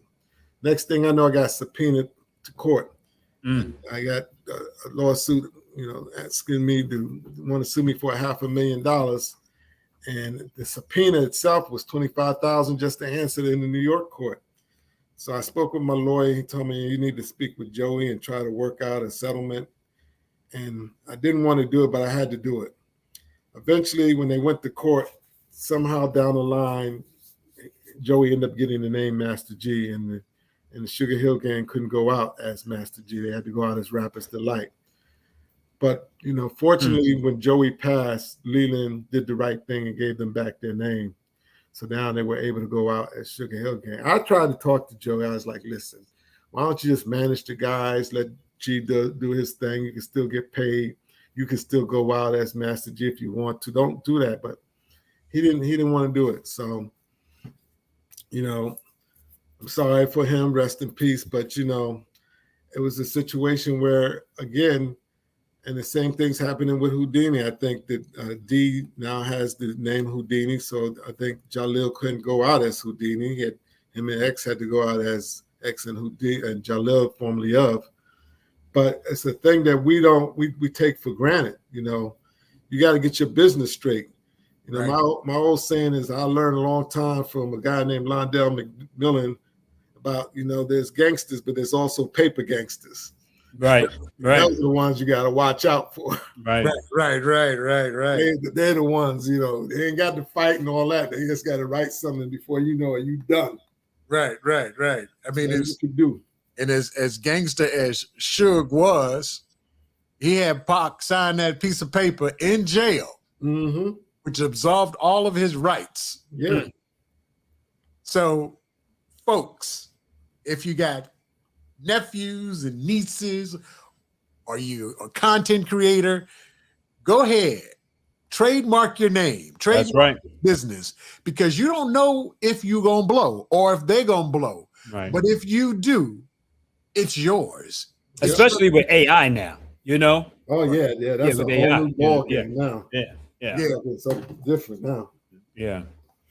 All right. Hey, so Mark, you work with a lot of folks, and we're gonna go through some of these folks. We're gonna talk about it. He just passed away, known as one of the greatest NFL players to ever to do it. What was your relationship with Jim? Well, you know, I worked with Jim twice, and this time, the first time I didn't meet him. This picture was the second time I worked with him. We met. I mean, Jim was cool. He was quiet. He talked a lot once he felt comfortable with you. True. Right. But you know, I didn't have the type of relationship I have with some of the other actors I work with. Jim was, you know, I can't really say a lot about him other than, you know, the two times that we worked together. Okay. I mean, so you the long lost member of the Temptations, bro? Bro, that's you know, Dennis was one of my favorite guys that I worked with, man. We talked about all kind of stories. I love Dennis, man. I just recently worked with his wife and the other Temptations, the Temptations Review, but Dennis was one of my favorite. Now he just. I can't tell you all the story because I got a book coming out. So. Oh yeah. I'm expressing a lot of the stories in the book. Okay, I mean, look, you ain't got to go deep in it. We ain't got. Look, we want you to talk. We want you to talk about whatever you can, and we'll let everybody know when the book comes out. Yeah. What's the name? What's the name of the book, Mark? The Show Must Go On. Okay. All right. Yes. All right. Now, what's been funny? I mean, it's been all over the net. It ain't funny now. This is a cool picture, but he been having some problems keeping steady on stage.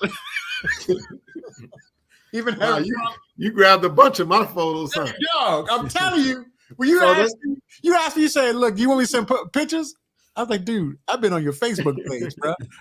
I've been on your page, player. You got it all." The photo to the left with him with the New York hat on. We had. Was it 1990? 1996. It was the tour. I was the tour manager for Drew Hill. It was Drew Hill, Genuine, Aaliyah, Mary J. Blige, and we had the Bone Thugs and Harmony was the headliner. Okay. And it was hosted by Pierre the Comedian and DJ Kid Capri. Oh man, that was a hell of a show. Yeah. Yes. That was Drew Hill's first tour. Wow. And I think they're celebrating 25 or 30 years 25 years we celebrating together. Yeah. I saw them perform last year here in Atlanta. And they are just as good today as they were back then. One of my favorite groups. If not better. One of my favorite groups. Yeah. I had the opportunity to work with Cisco and Usher at the same time. Mm-hmm. I had just finished working with Usher my second time around as his tour manager. Mm-hmm. And then I got the call to do Drew Hill. And Cisco and Usher reminded me so much of each other because they had the same work habits, Cisco was constantly working out, Usher was constantly working out. They both were constantly just practicing their craft all the time, and that's why they are where they are. Yeah. When I'm promoting them, whenever they're coming in town, when I'm on the air in Miami or Orlando, I just say to the other 90s group, you don't want to follow Drew Hill. No. Drew Hill's going to shut it down. They're going to shut it down. Yeah, yes. and they bring it each and every time. So I'm so proud of them too. Yep. Because I was in Baltimore doing radio, Mark, when they were just coming up before they even got their deal. Right. They were coming by the radio station and hanging out at the station before they got their deal. So I'm so happy and proud of them. Wow. Yeah, I did my research. There you go. There you go. And have you seen him perform? Everybody's talking about the show in Vegas. They said he kills it in Vegas. I know he did. They say he kills it. So, always good. We always see Usher around here in the A. You've gone with dealt with hip hop legends from the past and present, and this guy right here, 50 Cent. Pity. Yeah, so I had the opportunity to work with him. Somebody from his camp contacted me. His mother, I guess his grandparents were celebrating their 50th year. We had a big party at his house. It was only his parents' friends. Okay. None of 50's friends was there. I probably was the only outsider that was at his house at the time. So I provided him Temptations with Dennis Edwards. We had Patti LaBelle and Benny King were the acts I booked for him. The first time I met him was at his house in Connecticut. Okay. With the one that he bought from Mike Tyson. Okay. This picture here was the second time I worked with him while managing Grandmaster Flash. He hired Flash to do the opening for his new series, Power. Oh, okay. Yeah. That's right. When Power first came out, we did it. Notori. Now, I was Notori's first road manager too. Really? Yeah. Wow. She was in a group called 3LW. 3LW, that's right. Yes. That's right. She was with 3LW? Yeah. Yes. Yeah. Yeah. You ain't pull that picture up. Man, I missed that one. Oh, man. So funny because when I saw her, I showed her the picture when we first worked together because they were young, right? And they just looked at me as the tour manager, whatever. But the OG, I had so many acts at that time. I was in and out. I had 3 or 4 people working for me as road managers. I had Timberland, Missy Elliott, 3LW, Denise Williams. Sheesh, man, you was busy, dog. Yeah, I was busy during that time. Man. So I was like, I'd fly in just to make sure everything was going okay with the groups, and then I'd be out. So while you were doing all of this, me and Eric were in radio, but we would run into you. Yeah. So where would we see you? At conferences? Is that where we would basically run into you? Yeah. Okay. Or if you bought the artist by the radio. Bought by the radio, yeah. Right. Records too. Yeah. But for the longest, when I would see Mark, I would think VSU first before I would think industry. Same thing with me, with you. Yeah, I would think VSU first. And I think it was a while, I was like, oh, he's in the industry? That's right. And I always looked at Eric as being on the radio in Richmond. Right. He was always my guy there. Right. And we would joke around, Mark, because how much talent came out of Virginia State in the industry. Of course, we had Damien from Guy, and Scoop and Dre Das Effects, and Mo, who's Sharon's daughter, the legacy of in the music industry, and having Lorenzo, you, myself, and having cats that really were a part of the culture of R&B and hip hop. One person I want to mention, Eric, and I don't think we mentioned him at all, Carl Weber. The author, are y'all familiar with Carl? We got to give him his props too, because he's doing a lot of television. He's doing a lot of television right now, so we got to give Carl Weber his props. He's kind of quiet at state, you know what I mean? But real G's moving silence, right? Wait, the crazy thing was Blair Underwood's father was my professor at college. He was Colonel Underwood, was in ROTC. And I remember when I was in ROTC. So I was it was time for me to sign the contract, and I told Colonel Underwood that I wasn't going to go in ROTC because I wanted to pursue my career in the music industry. And he started telling me about his son. He was like, yeah, I got a son, he wants to be an actor, this and that. And it never really dawned on me until later on in life when I realized that Blair was from Petersburg. That was his father, that was my professor. Yeah. I don't remember. And he used to do plays at the Playmakers Club. Wow. Right off of Sycamore. Remember that little spot there? He used to do theater right there. Blair Underwood. There was another guy from Richmond that I met during my time touring. He gave me a demo of this record that I thought it was a hit. And I looked at it, and I went and helped them produce it. And then I ended up publishing it. And it became a #1 record called Remember the First Time by Eric Gable. The guy who wrote it was from Richmond. And I got a chance to publish. That was my first record I ever published. Yeah. Wow. Yeah, I remember Eric Gable. I do remember that song. Yeah. You remember the first time. That's early 90s, right? Yep. 1990 exactly. Yeah. We did party at the Playmakers for sure. Yeah. A small little spot. We'd crowd in there. We'd just be happy to be off campus. Right. Another publishing thing I was able to do, I published the Grandmaster Flash story, which is his first book too. It took me 2 years to convince Flash to do that book. He didn't want to do it, but I got him to do it. And I tried to turn it into a movie. I talked to Ice Cube about it. He seemed interested, but it never developed from that point on. But I think he probably took the idea, and that's when he made that Compton story. Straight up. Because I told him, I was like, listen, I said, look, I've been managing Flash. We've been to 35 countries.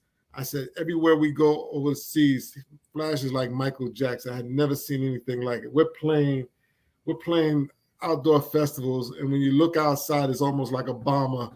When Obama was becoming president, you could see the crowd. You couldn't even see it was so far back. And that's how the shows was that Flash was doing overseas. We did Italy, Spain, France. I mean, we did a lot of Middle East, Turkey. And it was like, I couldn't believe how big hip hop was in all these countries. We would go to these countries, people couldn't even speak the English, but they would know all the lyrics to the rap songs that he would play. And it was just amazing to me to see that a DJ would headline over some of the major acts that was overseas. Right. Flash was headlining shows that I couldn't even believe he was headlining. Now this is without the Furious 5, right? This Just was at the Grandmaster. Furious 5. You know, and even I understand Flash's reason for not wanting to go back. He says, I make more money DJing. Why would I want to go back to a group and have to split less money than I make as a DJ? Now Flash, was it the Chris Rock? What Chris Rock. Yep. I was managing during that time. He had that show and Flash was his DJ. Yeah. Yeah. Oh, we got somebody just popped in that we done talked about. Yeah, we talked about him big time. Yeah, man. We've been talking about you, Crush. We've been talking about you. DJ Daryl Crush. SGL Productions. What up, Crush? Man. I laugh because when I think about some of my regrets, I regret I wasn't able to convince Crush to stay in the game. I think between him and I, we had such a chemistry in producing and writing music. You know, we could have been the next Dr. Dre if we had to continue, because our production skills and our timing was just right on time, and we were getting a lot of accolades about the music that we were doing. You know, we not only did the song with Spice MC, but we did one with, you know, Fonda Ray. We did another one with Johnny Wah, who was signed to MCA, and we were just beginning. Johnny Wah from State? Yeah, Johnny Wah. Johnny Wah. Yeah. Unfortunately, Joey's kind of screwed us on that. Oh my God, I remember that. Yeah. I remember him talking about his record. Yeah, I do remember that. Johnny Wah. Oh my goodness. Yeah, so we had, you know, we had opportunity. We could have been that guy, but Crush, you pulled out on me. So I guess you wasn't hanging around State when we had the first rate MCs, when we were rapping at the Delta Star Search. I guess you wasn't there when we was competing against Damon and Aaron Hall. Yeah, he was gone. He was gone by then. Yeah, I was gone by then. I was rolling with the stars by then. Yeah, he was with the big stars. Yeah, that's right. If I look at the timeline, man, we were competing with Aaron on stage. We came in a Delta Star Search. We came in second, and Aaron and Damien came in first. And this was before Damien joined God. Right. You know what I'm saying? Right. Then after you guess who was hosting the Delta Star Search? Yeah, I was. Wow. So yeah, we were talking to, oh my God, I can't remember his name. I think it was Bill. He played the saxophone on all the Sugar Hill. Yeah, he's from Richmond. Yeah, from Richmond. Oh, what's his name? Eric? Bill McGee. Who? Bill McGee. Yeah, Bill McGee. Yeah, that's it, Bill McGee. Yeah, Bill McGee. Yeah, we were talking to Bill about getting the deal, and you know, we just kind of lost. He just dropped an album. He said, "Yeah, we, it's just like maybe we weren't serious about it at the time, but we were Houdini. You know what I mean? Yeah, that was our stilo. Right. Yeah, I think Crush got into some trouble. Not DJ Crush, MC Crush. Gotcha. Some trouble at that time. Throwing ashes through cars and stuff like that on campus. Look, you are tuned in to Shooting the Breeze Conversation with the DJ, where Lorenzo and I get a chance to chop it up with people in the music industry and the entertainment industry every Thursday night. And we've got our boy from Virginia State University, super, super nice dude, super deep in the deep in. Oh yeah. He's a man of Omega Sci-Fi. We can't forget that. Matter of fact, we gonna highlight that because I cracked up laughing as I was going through some of your pictures. Oh my goodness. Oh yeah, I went through some of your pictures, man. And yes, John, it is me. Yes, John, it is me. Thank you for the love. Yeah. Shout out. Matter of fact, let's shout out these folks. John Kilby. Yeah, that's Ice-T. Shout out to my man Nard. Who says, wow, haven't seen Mark since the Trojan Roundup days. Yeah. Nard's in the house. Speaking of the Q's, the New Side Brothers, I was hanging out with Creighton a couple of weeks ago. Hey, man, you got to come down here for that Seersuckers and Sundress. I heard. You putting on. I got a chance to hang out with Creighton that Friday night. Shout out to my man Byron in there. June was my roommate in college. Wow. Along with going another year. Yeah, so we see you with your bros. We got to give State their props, no doubt, doubt. Yes. You know, so that's always good. Okay, yeah. There we go. They're all repping again. There we go. So let's get back to the music industry. Yep. Hey, let me chime in here for a second because he was talking about Grandmaster Flash. Do you know if the whole vibe?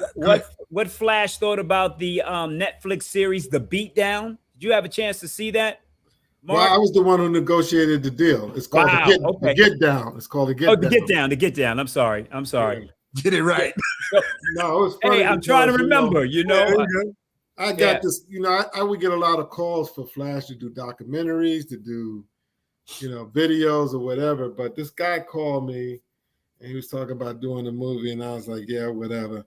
I didn't know who he was. His name was Boz Luhrmann.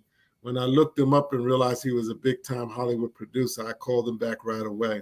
Right. So we talked to Boz. We went down. He gave me his pitch for what the movie was going to be about. I thought it was going to be about Flash, but it was about an era. The era was 1976 when disco was moving out, and this thing it was forming underneath underground was called hip hop. Mm-hmm. So the whole movie was based on the era of when hip hop started, how it got started, who started it, and where it started. And that's what the movie was about. I learned a lot because later on or before that, I had negotiated some other movie deals and video deals and all kinds of deals, but I never really negotiated a big Hollywood deal like this. And when I realized how much money he really was getting for this movie, the producer Boz, I went back and decided to okay, I need to get some more money. So what I did was every time he asked for Flash to go out to do something, I charged him $10,000. Okay. I don't care if it was a promo. I don't care if you said to me, well, we're just going to meet to these people here. And I got the, NBC coming and we just want Flash to just demonstrate $10,000. I want Flash to come over here and meet these guys. And if he could just talk to them about $10,000. So I got well over 100,000 when I was done with him to kind of offset what I should have gotten, so to speak. Right. Yeah. That's crazy. I mean, problem, the thing with that movie, I think that people were looking at it as being the story of Flash and hip hop, but it was just the story of an era. Right. Mm-hmm. Yeah, true. There were things I thought that could have been done better. I thought the beginning was I think it could have been cast better. Yeah. I think the cast, the guys that they selected. Yeah, a lot of unknowns, but come on, a lot of these guys that were in groups, these were hardcore guys that were in these groups, and they casted guys that didn't look hardcore, didn't look New York. And so therefore it was a little hard. I enjoyed the story, but it wasn't believable. Like Jaden Smith, come on. You know what I mean? Yeah. Like, I can't remember what role he played, but it wasn't believable because in New York, the guys that went on stage, I remember Cold Crush, you ain't want to mess with those dudes. Right. You know what I mean? The guys in the movie didn't look like the guys who came up in the Bronx. No, not at all. Yeah. And that was the problem right then and there. So, okay.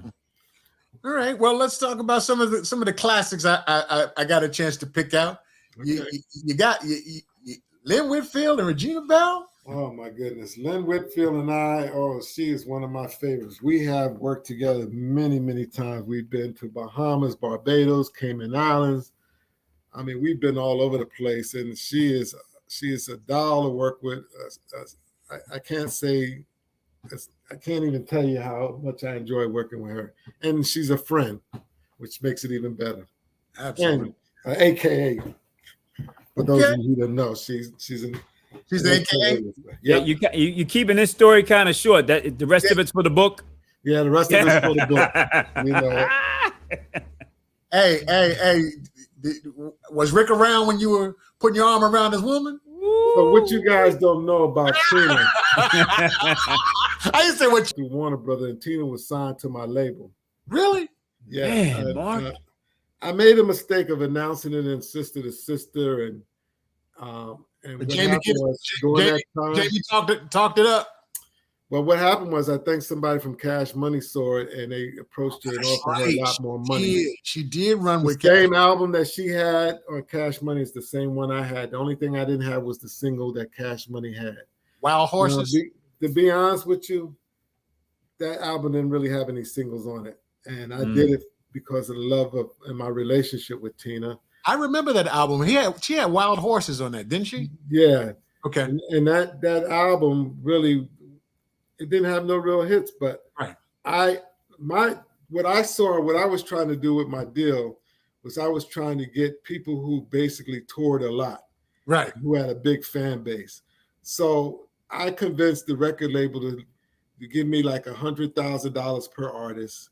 Okay. And basically, I was just looking for them to sell 50,000 units to 100. If they sold 100,000 units, the record label made $1 million. Right. You know what I mean? So I just needed something to get started. So I had a 4-album deal. The people that were signed to me was Tina Marie. Mm-hmm. I had JT Taylor from Kool and the Gang. Okay. I had the OJs. I had who else I had that I was going to put out on that label? I can't think of who the other person was. But after the deal went down with Tina, when I lost her, then the rest of the deal fell apart because I actually got the deal by working with Chris Webber, the basketball player. Yeah. Okay. Chris was signed to the label, and I kind of brought that idea to Chris, but it didn't. Chris was a rapper? Yeah, Chris was a rapper. I know Shaq was a rapper. Shaq still. Chris had a rap album out that never came out. But it went certified lead. Yeah, I still got the copy of the album, you know. Oh, I see him out here because he live in Fayetteville down here. I see him at the drugstore every blue moon. Hey, Mark, what's the name of the Teen Marie album you're referring to? You know? You remember? It's the one that Cash Money had out. It's the last one. Yeah, I remember. What was the name of it? I don't remember the name of the album, but I remember the single was Wild Horses, which was a real. I mean, no, that wasn't the name of the single. The single was. You're gonna make me go on the internet and stuff. And I got a picture of you with the classics, the OJs. Uh-huh. They're on their. I heard they're on their last tour. They're gonna do their last. That's true. So me and Eddie go back like rocking chairs. Right. I started with Eddie when I was the tour manager for Freddie Jackson, and Levert was the opening act. Right. And that's when I bonded with Eddie. So right after I left the touring business, I went to become an agent at ABC, and OJs was signed to ABC. So we became even closer then. And then when I left ABC and went to EMI signed the OJs.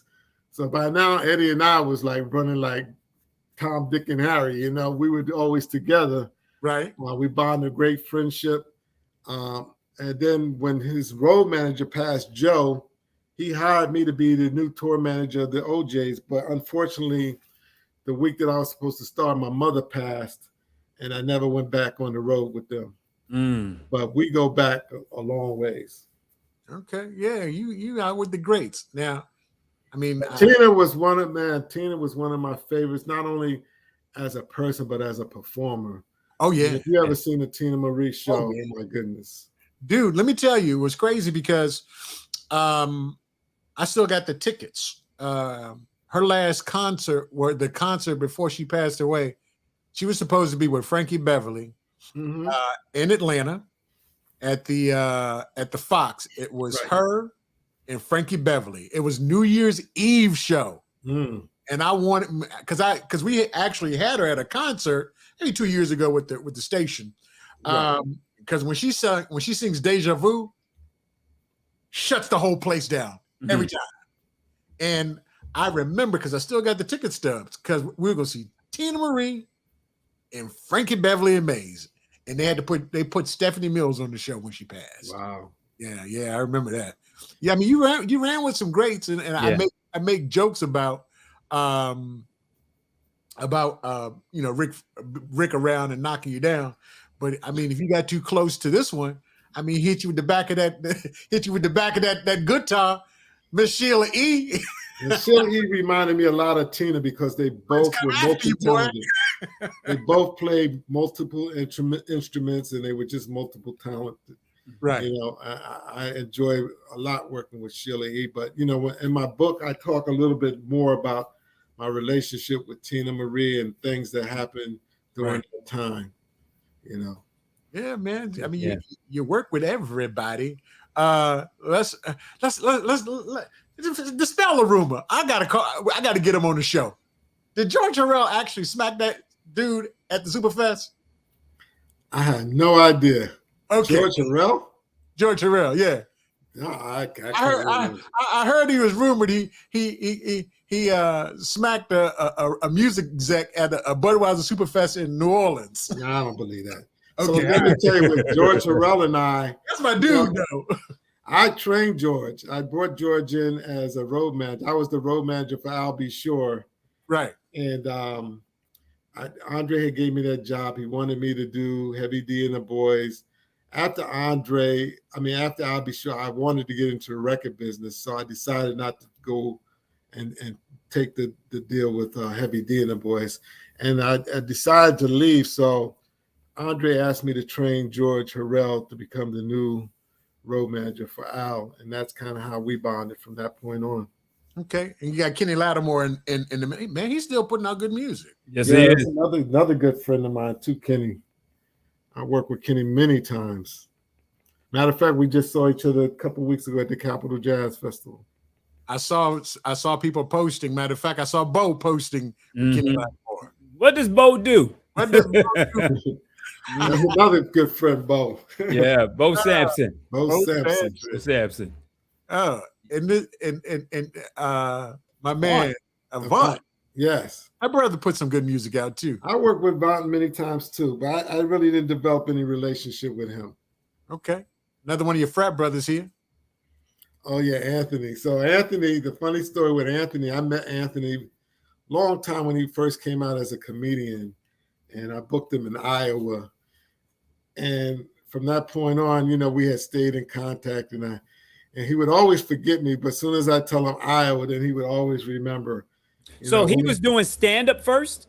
Yeah, he was doing stand-up long before he became famous. Okay. And the funny thing was, my running joke with Anthony was that I had an event for him that I was going to honor him at the Black Expo.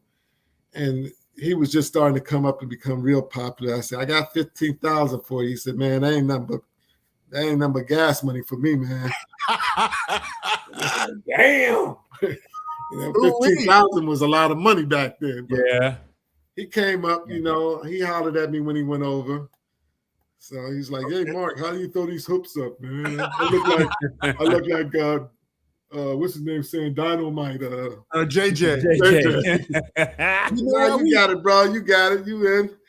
Vita hit us with a real cool question. We're going to put it up. Who haven't you worked with that you wish you had, bro? Well, I had the opportunity to work for Prince. That was one of the people I always dreamed of, but man, that was an opportunity. And Eddie Murphy, I worked with him, and Michael Jackson. I didn't work with Michael. Okay. Yeah. Janet. I've been blessed to work with so many people that I admire. And recently I started working with a lot of actors. And as you guys may know, Pam Grier is one of the people. Oh, yeah. We got that new movie coming out, right? I work with Pam. We've been working together for more than 10 years. And something with her and Damon Wayans doing something, right? Yes, I was with Pam. I was her date for the premiere, and we had a ball. We were just together probably 2 weeks before that, where she was being honored in Wilmington, North Carolina, where she's from. She's from North Carolina. Okay, so wait a minute, Eric. Closed mouths don't get fed. So are you looking for any new actors? Well, I was shocked when I saw Eric. Boy, you got skills, bro. You got real skills. Hey, man, look. You need to put that out there. People don't know that you can act, bro. Yeah. I just wrapped the movie called Miami Confidential last weekend. What? Yeah, man. Yeah. Damn, I got both of y'all now. I got to be all Vegas and shit. Y'all get a little bit bigger. Let's talk. Let's get it written down in this paper. We need some representation up in New York, New Jersey, I should say. Yeah, it's we can do a self-tape anytime. Yeah, definitely. It's been a good run, man. I finished a movie last weekend before last with Brad James, Erica. It's Erica's last name, Erica Hubbard. I think that's her last name. Rodney Perry. It was cool, and just got booked for a Blue Cross Blue Shield commercial. What? Yeah, I got to shoot that in a couple of weeks. So, man, it's been good. So, I appreciate every acting moment. It was crazy because I think we need to have you on the show to talk about your acting. Hey, man, actually, you know what was crazy? Lorenzo we were on the Tom Joyner cruise. Yeah. Yeah. And Tyler Perry was there. Yep. And he was doing auditions. And it was 300 and some odd folks audition for him. He picked 10. I was one of them. What? Yeah. Get out of here. That was the first show I did. Yep. That was the first show I did. It was If Loving You Is Wrong. I played the gangster to the crooked cop. Eddie. Yeah. So since then, it was Queen. And I just missed the cut. I was like about number 11 or 12. He missed the cut. I just missed the cut. But Tyler told me when we remember we took that picture, E? Yeah. That's when he stood over because we in the back. So we standing in the line. He looked over at me. He leaned over. He said, "Yo, don't give up on your dreams, man. You got something there. You just didn't make this one."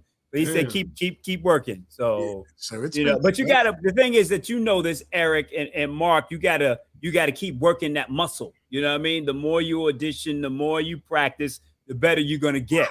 So Crush was like, that was you? That was me, Crush. That was E. Tell him about the staircase, E.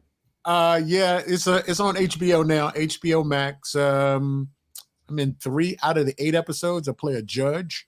It's based on a true story. And what's crazy about it was there were actually 3 Academy Award winners, 3 people that had Oscars on the set. I had no idea who they were. And everybody that's, that watches TV or rom-coms and things like that, hey, look, if it don't blow up, I ain't seen it. Right. So it was, Colin Firth. Right. And everybody knew who this guy was, and I had no idea who he was. I never really watched the Game of Thrones, but the Queen in the Game of Thrones, she was in it. Tonette Collette. The only one I knew that I really knew in it was Parker Posey because she was in Scream. Of course, I've seen Scream. So I was enamored with her. I could care less about all the Oscar winners there. I was like, I remember you in Scream. So no, it's been a good run, but I do that on the side. But this ain't about me. This is about you, player. So we hold on.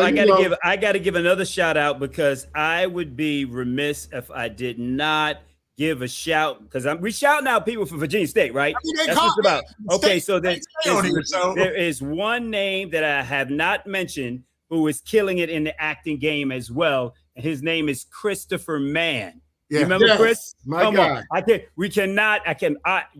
I'm feeling bad because I didn't mention him earlier. But Chris, I mean, he was in Creed. He was in The Wire. He was in Loving. And he's on a show that's on Peacock right now called The Calling. He's got about 3 or 4 episodes where he appears in there. So we got to shout out Christopher Mann because we're talking about all the talent that has come out of Virginia State during our era, and that's another one that's doing it. So that's crazy because I would be in the movies sometime, and all of a sudden I see Chris's picture. I'm like, I know that guy. You with the state. Yep.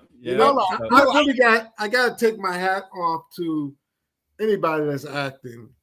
I had an opportunity. I was in the movie Malcolm X. Malcolm X. I was gonna pull a picture. Pull it up, E. I was in Malcolm X. He drew an arrow so you could see him. He go. Was he a principal extra? Well, I was an extra. So here's what happened. Orange Juice Jones was in the movie too, and because he knew me, there was a scene it ended up becoming an opening scene. Right. And they had me walking down in front of the Apollo, me and another girl. And Orange Juice stopped me to try to sell me a watch. And we were having dialogue, but I got mush mouth. I saw that camera and all I thought about was the million of people that would be seeing me, and I could not speak. So after second take, they just said, forget it, and went on. But again, I take my hat off to anybody that's an actor. Shit, sitting there waiting for the scene for damn near 8-10 hours. I couldn't do that either. Yeah, I've done 15 drag. Hey, John, thanks for the love, man. From the Sprite commercials, the AT&T commercials, BET. Thank you for the acknowledgement, John. I appreciate it. Man, now you also, man, you was with Fiddler. Woo! Yeah, good gossip. And you know who that lady is, right?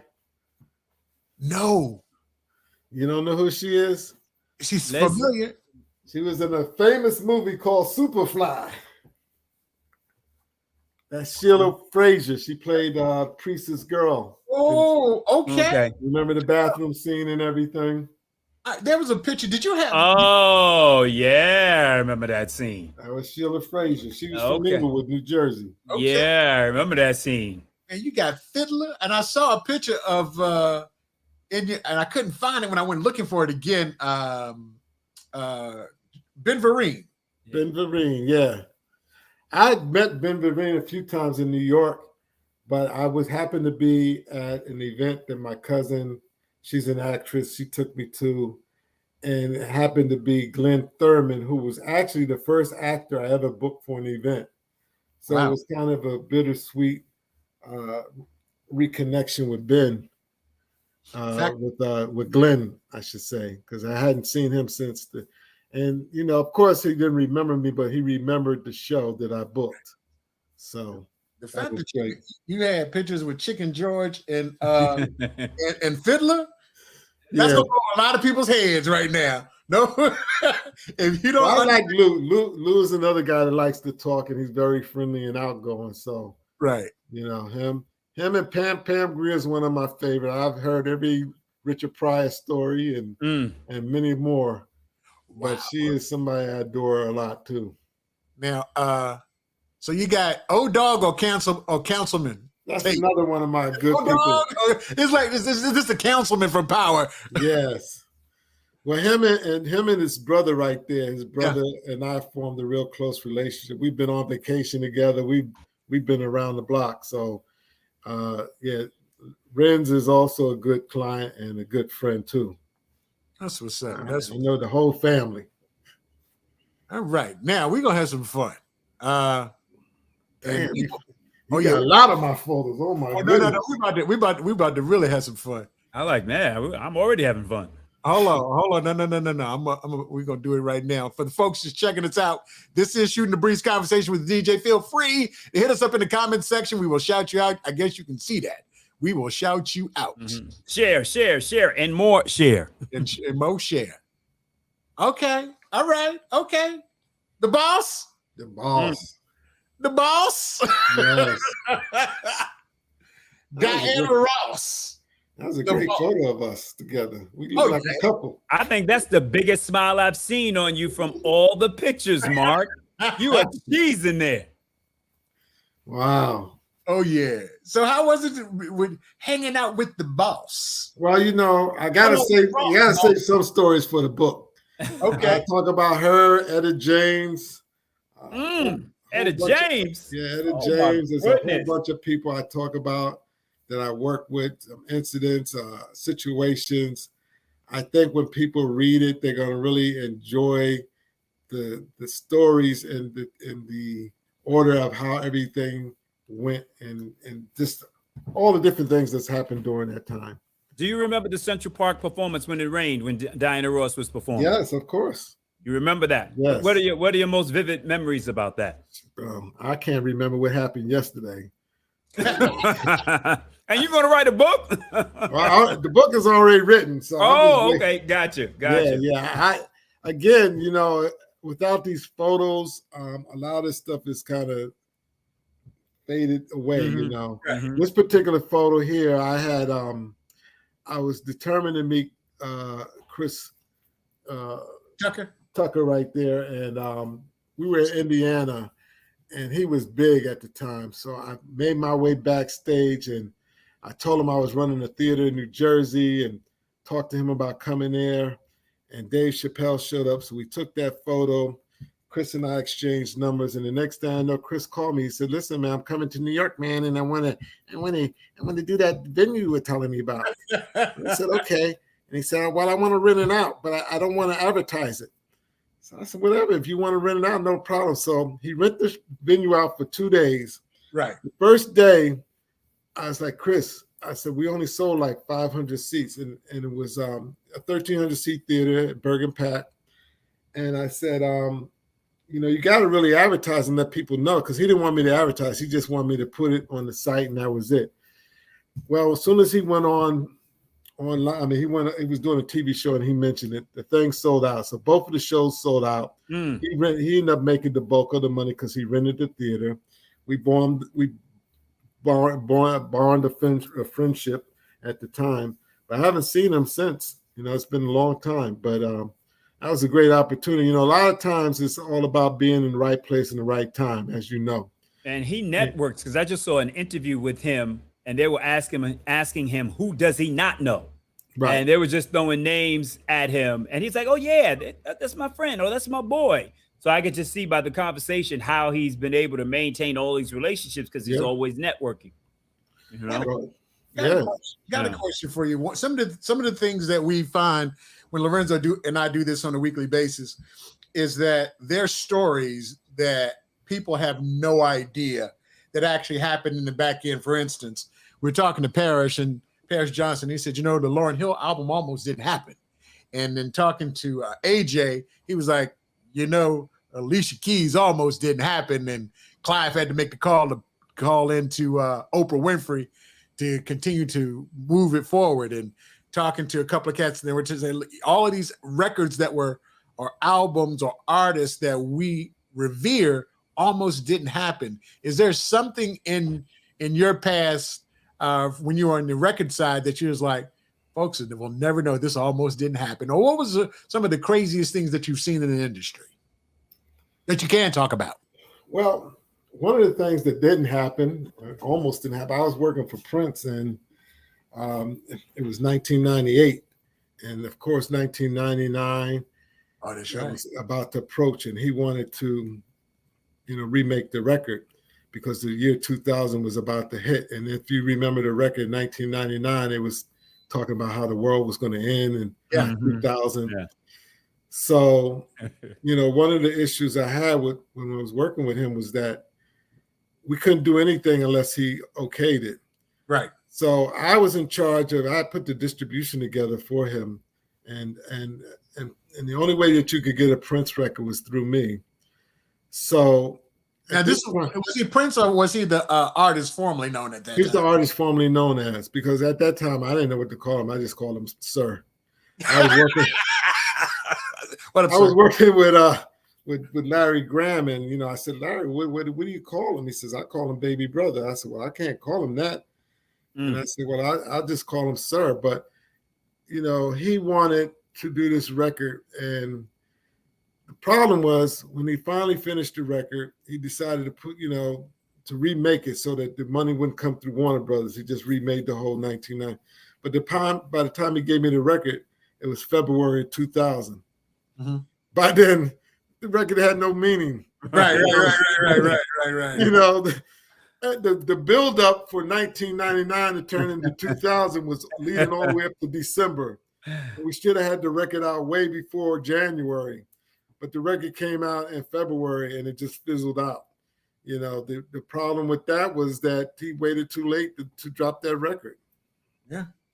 Well, I mean, in the words, of a prophet, Prince, sometimes you need to know when to hold them, know when to fold them, know when to walk away. Yeah. Know when to run. So you rocking with Kenny Rogers too, huh? Yeah, Kenny was a great guy. I'm sorry that he passed away, but he was a great guy. What I found out, most of the older guys that's been in the business, they just realize people are people. They don't treat you any different. I'll never forget, I was working with Don Rickles, one of my favorite. And, when I was running the theater in Jersey, one of the things I would do is I would, after I meet the person at the door and take them to their dressing room, I would go back to pay them. So I went to go pay Don Rickles, and his manager said, oh, Mark, he's busy right now. I'll come back. I said, okay. So I was walking down the stairs, and I heard Don say, hey, I want to meet the guy who brought me here, Mark Green. I want to meet him. So the manager said, Mark, come on up. So I come back up. I sit in the room for about 15, 20 minutes talking to Don, laughing my ass off, having a good time. We take a photo, and we go down. So Don gets on stage, and he starts talking about the show. And the first thing he says, I met the guy who brought me here, Mark Green. If I knew he was black, I wouldn't have come. Oh, Don was funny. Don was funny. We went out to dinner after that, and we had a ball. He ranked on the Latinos that were serving the food. we had such a great time. And again, you know, it's these older guys, you know, they just, you know, they've been in the business so long. It's not about ego to them. It's just about people. And that's one thing I loved about Dennis. You know, I talked to Dennis. I asked him many stories about the Temptations, you know, because I was, you know, my fantasy was just like coming up in that era of the 70s and all the great people that I used to listen to. And Dennis was always my favorite Temptation. You know, when I was a kid, just trying to sing like Dennis and dance like Dennis. So for me to work with him was just an honor. Even more so than David Ruffin? Yeah. I mean, Dennis was my guy. Okay. I mean, I love David Ruffin, but Dennis, there was something about Dennis that I was attracted to. Well, I mean, he was the perfect replacement. The perfect and then the great thing about that was I became Dennis's agent in 1986 when he went solo. You remember when he went solo? Yeah. He had some issues, but you know, later on we hooked up again, and when he got back with the Temptations, we bond our friendship again. Yeah. Now, when he was doing the video for "Don't Look Any Further," was he under the influence? You get all the details in the book. Hey, because you know that's what the streets are saying. Well, the black guy with a book, he would have never showed up, huh? Yeah, man. You know, Don Rickles. Oh, Jay Lang popped in. What up, Jay? What up, Jay Lang? Hardy, Jay Lang. He said, damn, Jay, you missed the party, man. We talked all about you. Yeah, man. I need to get some of that Popeye's chicken voiceover money, man. Yeah, man. Don't you owe me a check, Jay? Absolutely. Hey, so I have no idea who that girl is. I've been trying to find out. She was about to ask you. She was an artist on RCA. RCA. Right? She was on RCA. She was on RCA. I remember her.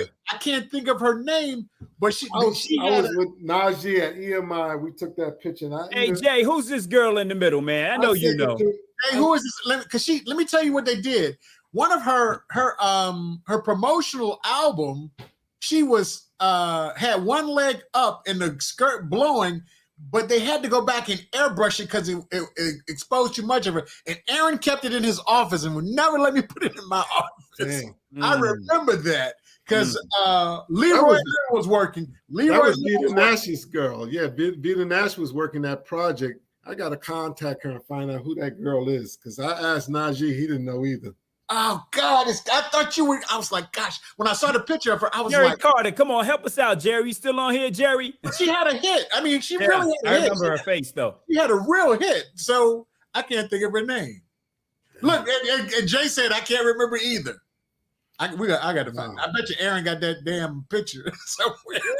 I mean, that thing was always from the floor. Because, you know, back in the day, you know, all of the promotional stuff that they would send us. So, you know, and now it would go on our walls for sure. It would go on the wall. And let's talk about it a little bit. We're talking hip hop 50, nice and smooth.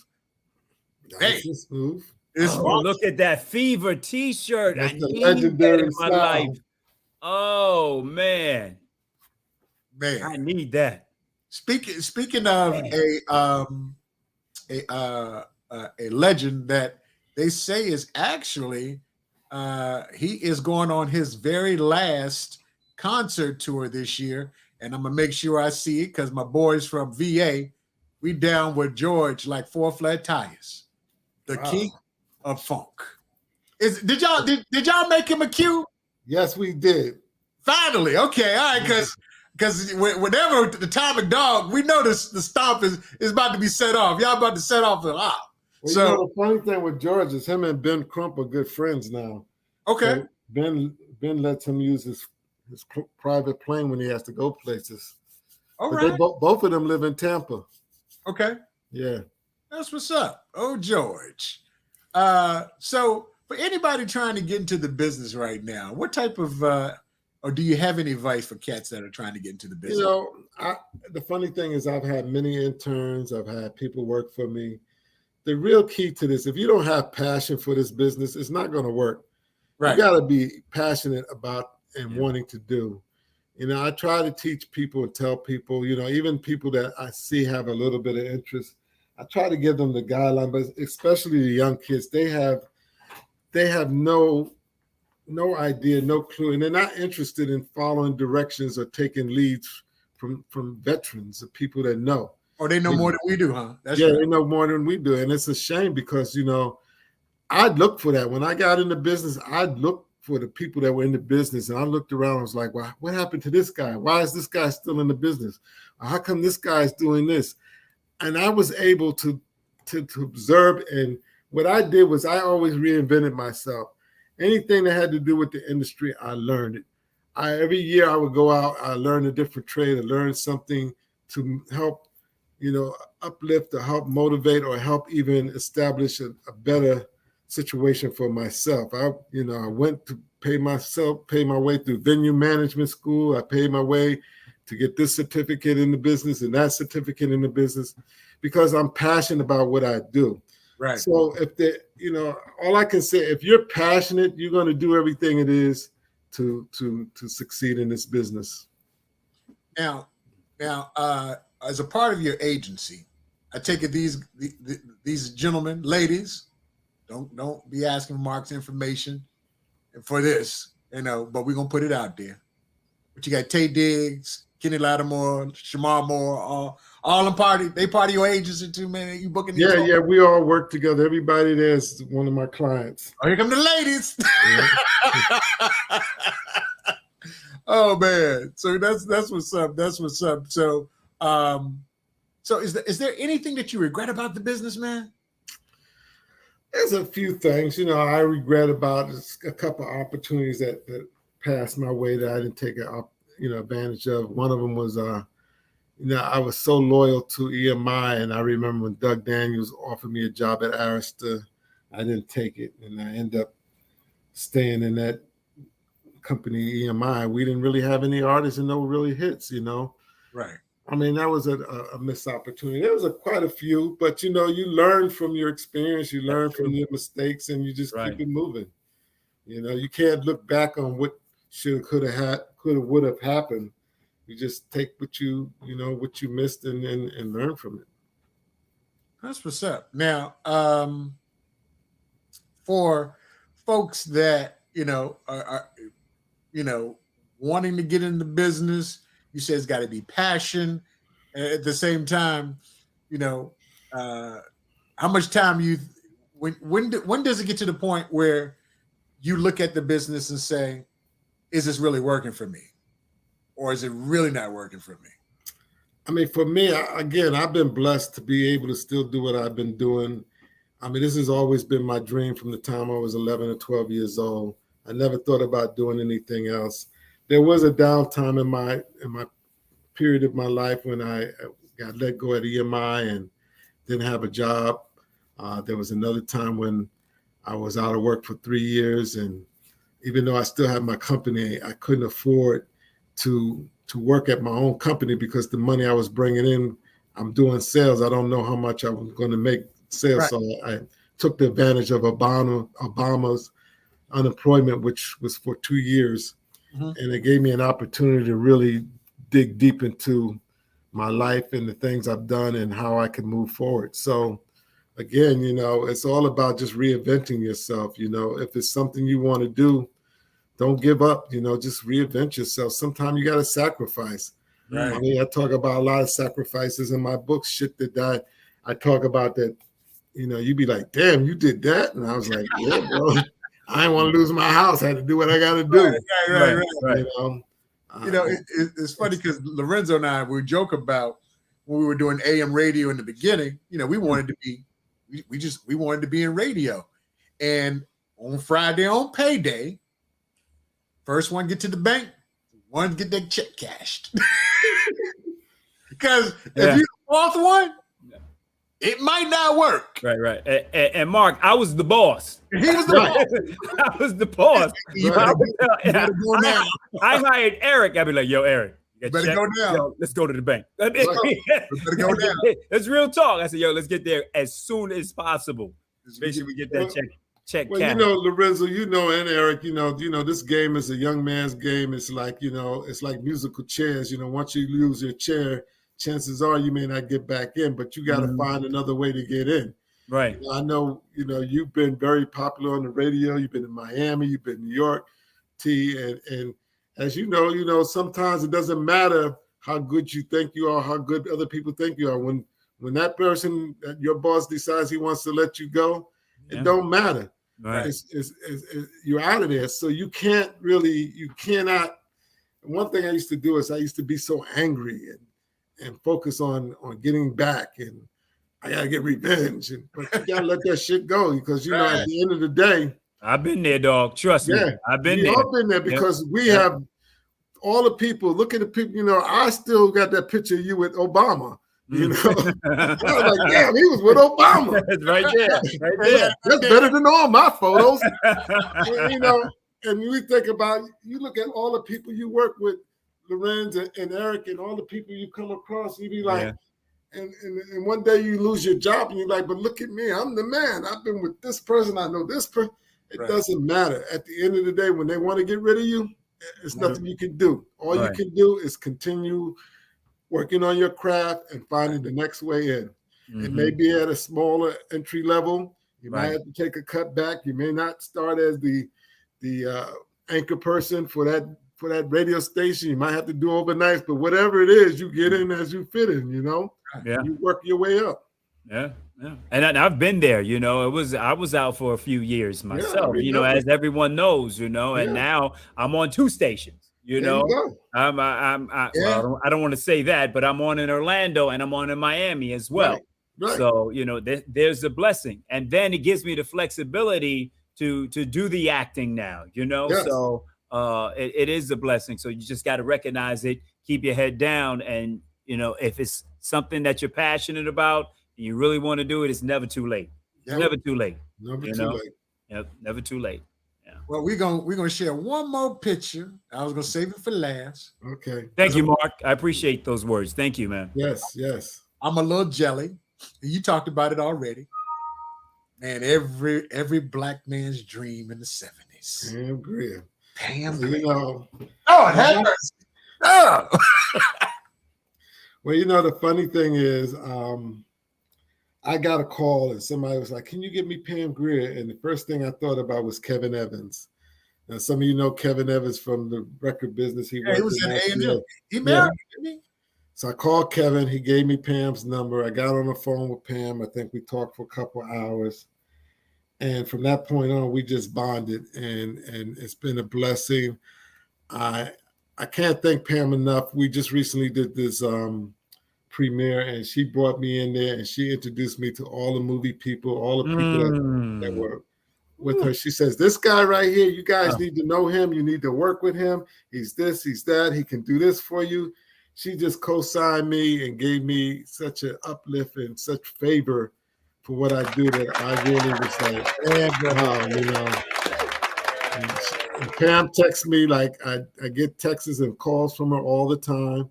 You know, we text. Sometimes I may get 2 or 3 texts in a day from her. Right. But you know, have you gone out to the farm yet? No, I've been offered, but you know, she moved from Denver to New Mexico now. She just moved. Oh, okay. But okay. We talked about, Pam is so smart and intelligent. She knows everything about everything. And this woman, I mean, she is just unbelievable. I can't say enough about her. She's just incredible to work with. She has stories. She has history. She's got knowledge of this business. I got the first time we were to hook up. She asked me to be her date at the roast for Quentin Tarantino.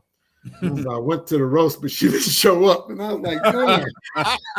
So while I was there, I met Samuel Jackson. I met Rosario Dotson, and her and I took a photo and we talked, and I was like, yeah, I'm Pam's date. So that kind of opened the door for me with everybody. But, again, who are you again? Yeah. And her, I'd say, you know, her, Derek Luke is another guy I've been working with a lot. Lynn Whitfield. and Lorenz Tate. Those are like my favorites because we bond not only a working relationship but a friendship. And all those people that you just mentioned have been working. Yes, Derek Luke. I didn't know who he was when I met him. Yeah, and we talked, and I think I made Derek a lot of money over the last couple of years, and our friendship has gotten stronger. Derek and I, we've been to Barbados, Cayman Islands. Where else? We've been all over the place, him and I. So recently I just had him speak at the college at Lehman College. He spoke to the students. I mean, there's so many places we've been together, but when you find somebody who's genuine and just not just about the ego, or, I'm a movie star or I'm this big hip hop artist, and they real people, you just enjoy being with them. Mm.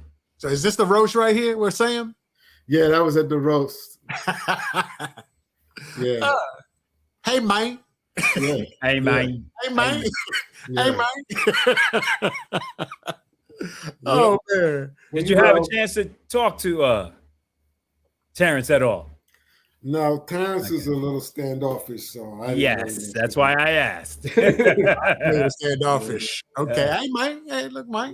Yeah, I've interviewed him on 2 different occasions, and he's different. Yeah, he's different. Yeah. It depends on what his agenda is at that particular time. Right. If that's on his agenda, he will talk about it, and he will talk about it with passion. But if it's something he don't want to talk about, he's someplace else. He don't want to be there. Well, yeah, that's how he was with me. Yeah. Well, Mark, we're not gonna hold you for the rest of the night because we didn't mention Will Barnes, dog. Will Barnes. I mean, we talked about Will before, but we were shouting out actors. Will. My bad, Will. Because he started Will out last week a whole lot. Yeah. Right. Yeah. Oh man, Will, hey, and he here. That's why I shouted him out. Hey, Will, our bad. Yeah. Will always there, Mr. Ozempic. Mm-hmm. He's got a big commercial. You remember Will, Mark? I have to see his face again. Yeah. Will is on Ozempic. I think it's a Cheez-It commercial. Wow. Correct me if I'm wrong, man. Yeah. Will got commercials all over the place. Yeah. Someone else from VSU. Oh, look. Daryl was like, Ozempic. That's it. Hey man, look, it was a pleasure, bro. Same here. Thank you for taking the time out. On the real, you are. Other than having Greg Diggs on, who chronicles everything at BET, you are history. All of the people that you've worked with, the music industry, you are at the start of hip hop. Yeah. You gave Master G the foresight about hip hop. Sugar Hill Records was the first album most of us had, the first 12-inch, the long version, man, to be there on the front end of it. And it's funny because when we had the conversation, when you tell everybody Virginia State, they were like, nah, you ain't do that. And to have G to actually stamp that and to be at that place, man, it's very few times we're going to be at the beginning of something. Right. And you were right there, bro. Right there at the beginning. How'd that feel, bro? Feels good now. Celebrating the 50. Happy birthday, hip hop. Yeah, that's what's up. Because Mark, we take pride as air personalities and DJs. Yes. Especially Eric and I was in Petersburg and Richmond at the time when it was breaking. Right. And we had to convince some people like Jay Lang, like, hey, Jay, we need to play this hip hop stuff, Jay, because Jay was running Petersburg and Richmond at that time, and R&B was big on that. And Jay would rely on us, to let him know. And shout out Gary Young as well. Yes, my guy. Gary Young as well, for giving us the opportunity to be able to be on radio and they would surround themselves with people that may have had more knowledge of the music that was coming from the streets, and would give us the freedom to be able to play a Hawaiian Sophie. You know what I'm saying? That particular record. So we take great pride in it as well. So we appreciate you, man, and thank you so much for coming on tonight. Yeah, man. Thank you, man. Thank you for letting me tell my story. I appreciate you guys. Oh, absolutely, brother. We hold on. He said, okay. I was trying to give him the benefit of the doubt. Go ahead, E. Put it up there. I wasn't feeling hip hop. You guys brought me around. See, I wasn't gonna call him out. You know what I'm saying? I remember. Jay, tell me if you remember this. I think we were doing a video show, and it was me, Jay, and Antoinette Essa, right? And I said to Jay, my favorite hip hop group of all time. Sorry for the feedback. Public Enemy. And Jay turned and looked at me like, are you serious? It's Public Enemy. Here's the 12-inch Welcome to the Terradome. Can you see it? Looks a little odd because of the green screen. Here you go. Screen. Yeah, looking like that. But this is it right here. Got one of the biggest shout outs on the back here. Wow. But Jay and I were doing this video show, and I turned to him and said, Public Enemy is one of my favorite groups of all time. And he turned and looked at me like, are you serious? Because they did all the Center Stage. That's right, Jay. Thank you. TV. So, and I did all the hip hop. I did the hip hop segments. Had my Dookie hat on. Remember when LL was rocking the Dookie hats? Right. Had that on. My big, whatever, Patrick Ewing sneakers on at the time. And on that show, I said that. And I remember him looking at me like, you got to be crazy. Are you serious?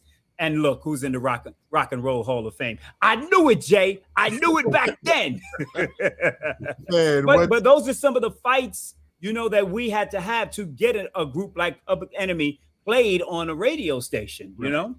So it's all interesting as we talk about the history of hip hop and the fact that people didn't want to play it. Folks didn't understand it. Right. And it started, you could only play it after 6 o'clock.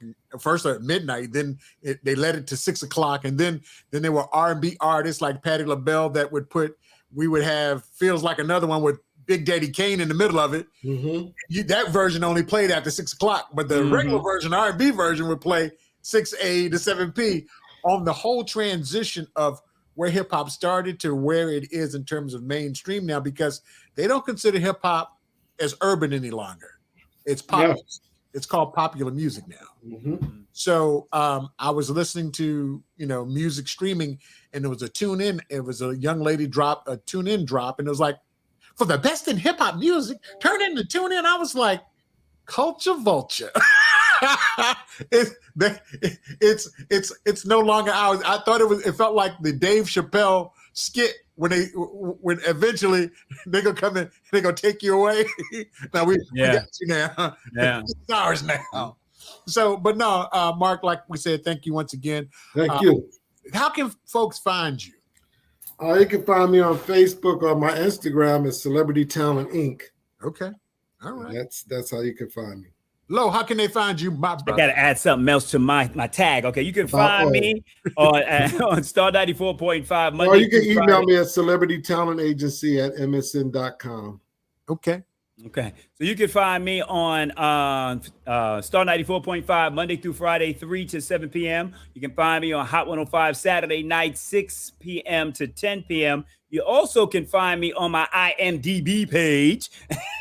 We got to plug that now, E. Yeah. I gotta get my star meter up just a little bit under Lorenzo Thomas. So those are the places where you can find me. E, where can they find you, bro? Hey, man, they can catch me at Convo with the DJ on all of my social media platforms, including Facebook, Twitter, Instagram, YouTube, and they can actually hear me every night on 100 Hip Hop and R&B FM digital radio. I am doing that every night, as well as Saturdays from noon to 2. So, Mark, we're going to throw you in the green room. Lo, I'm going to throw you in the green room for a sec. We're going to finish this stuff out. Okay.